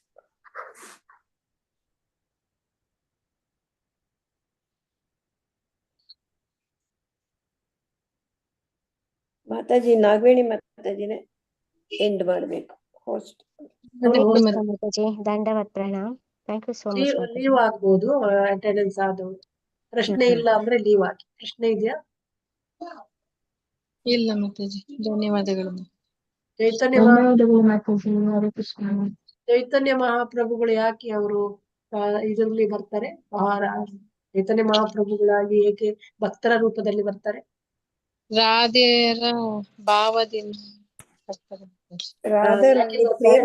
ಮಾಡ್ಕೊಳ್ಳಿಕ್ಕೆ. ಯಾವ ಉದ್ದೇಶಕ್ಕಾಗಿ ರಾಧೆ ಭಾವ ತಗೊಂಡು? ಅರ್ಥ ಆಗ್ಲಿಲ್ಲ ಅಂತ ಆಯ್ತು. ಹರೇ ಕೃಷ್ಣ ಮಾತಾಜಿ, ಏನು ಹೇಳ್ರಿ ಮಾತಾಜಿ? ಯಾಕೆ ಚೈತನ್ಯ ಮಹಾಪ್ರಭುಗಳು ರಾಧೆಯ ಭಾವದಲ್ಲಿ ಬರ್ತಾರೆ? ಹರೇ ಕೃಷ್ಣ ಮಾತಾಜಿ, ಯಾಕೆ ಅಂದ್ರೆ ರಾಧೆ ಯಾವಾಗಲೂ ಆನಂದದಿಂದ ಇರ್ತಾಳೆ. ಆ ಆನಂದ ಹೇಳುವಂತದ್ದು ಹೇಗೆ ಇರುತ್ತೆ ಅಂತ ನೋಡ್ಲಿಕ್ಕೆ, ಅದಕ್ಕೆ ರಾಧೆಯ ಇದು ಭಾವ ಅಂದ್ರೆ ವರ್ಣದಲ್ಲಿಯೂ ಮತ್ತೆ ಆ ಭಾವದಲ್ಲಿ ಬರ್ತಾಳೆ. ಮತ್ತೆ ಅವಳು ಕೃಷ್ಣನನ್ನು ಇದು ಮಾಡ್ತಾಳೆ ಅಲ್ವಾ, ಪ್ರೀತಿಸುದು ಆ ಪ್ರೇಮ ಅಲ್ವಾ? ಅದು ಯಾವ ರೀತಿ ಇದೆ ಅವರು ಈ ಪ್ರೇಮ? ಎಷ್ಟು ಪ್ರೇಮ ಹೇಗಿದೆ ಅಗಾಧವಾದದ್ದು. ಅದನ್ನ ಅನುಭವಿಸೋಕೆ ಬರ್ತಾರೆ. ನಾನು ಕೂಡ ಅನುಭವಿಸ್ಬೇಕು ಆ ಒಂದು ರೀತಿಯಲ್ಲಿ ಅವರು ಅವಳ ಭಾವದಲ್ಲಿ ಅವಳ ವರ್ಣವನ್ನು ತಕೊಂಡು ಭಕ್ತರಾಗಿ ಅವತಾರ ಅಂತ ನಿತ್ಯಾನಂದ ಪ್ರಭುಗಳನ್ನು ಸಹೋದರನಾಗಿ. ಹರೇ ಕೃಷ್ಣ. ಹರೇ ಕೃಷ್ಣ. ನಾಗವೇಣಿ ಮಾತಾಜಿ ಎಂಡ್ ಮಾಡಿ ಮಾತಾಜಿ. ಅವ್ರು ಎಲ್ಲಿ ಮುಳುಗಿದ್ದಾರೆ? ಅವರೇ ಹೋಸ್ಟ್, ಅವರೇ ಮಾಡ್ಬೇಕು. ಅವ್ರು ಮೊನ್ನೆಯಿಂದ ಅವನೇ ಇದ್ರ ಅಂತ 2 ದಿವಸ. ಹೌದು, ಅದೇ ನನ್ಗೆ ಹೋಸ್ಟ್ ಮಾಡಿದ್ರು ಮಾತಾಜಿ. ನಂದು ಆಫ್ ಆಗೋಯ್ತು. ಮತ್ತೆ ನಾನು ಲಾಗಿನ್ ಆಗುವಾಗ ಅವ್ರು ಹೋಸ್ಟ್ ಇದ್ರು. ಹಂಗೆ ಇದು ಕಂಟಿನ್ಯೂ ಆಯ್ತು. ಅವ್ರು ಗಮನಿಸಿದಾರೋ ಇಲ್ಲೋ ಅದು ಗೊತ್ತಿಲ್ಲ. ನಾಗವೇಣಿ ಮಾತಾಜಿ. ಹರೇ ಕೃಷ್ಣ. ಆಯ್ತಾ? ಎಂಡ್ ಮಾಡಿ ಮಾತಾಜಿ. ಹೋಸ್ಟ್ ಇದ್ದೀರಾ ನೀವು?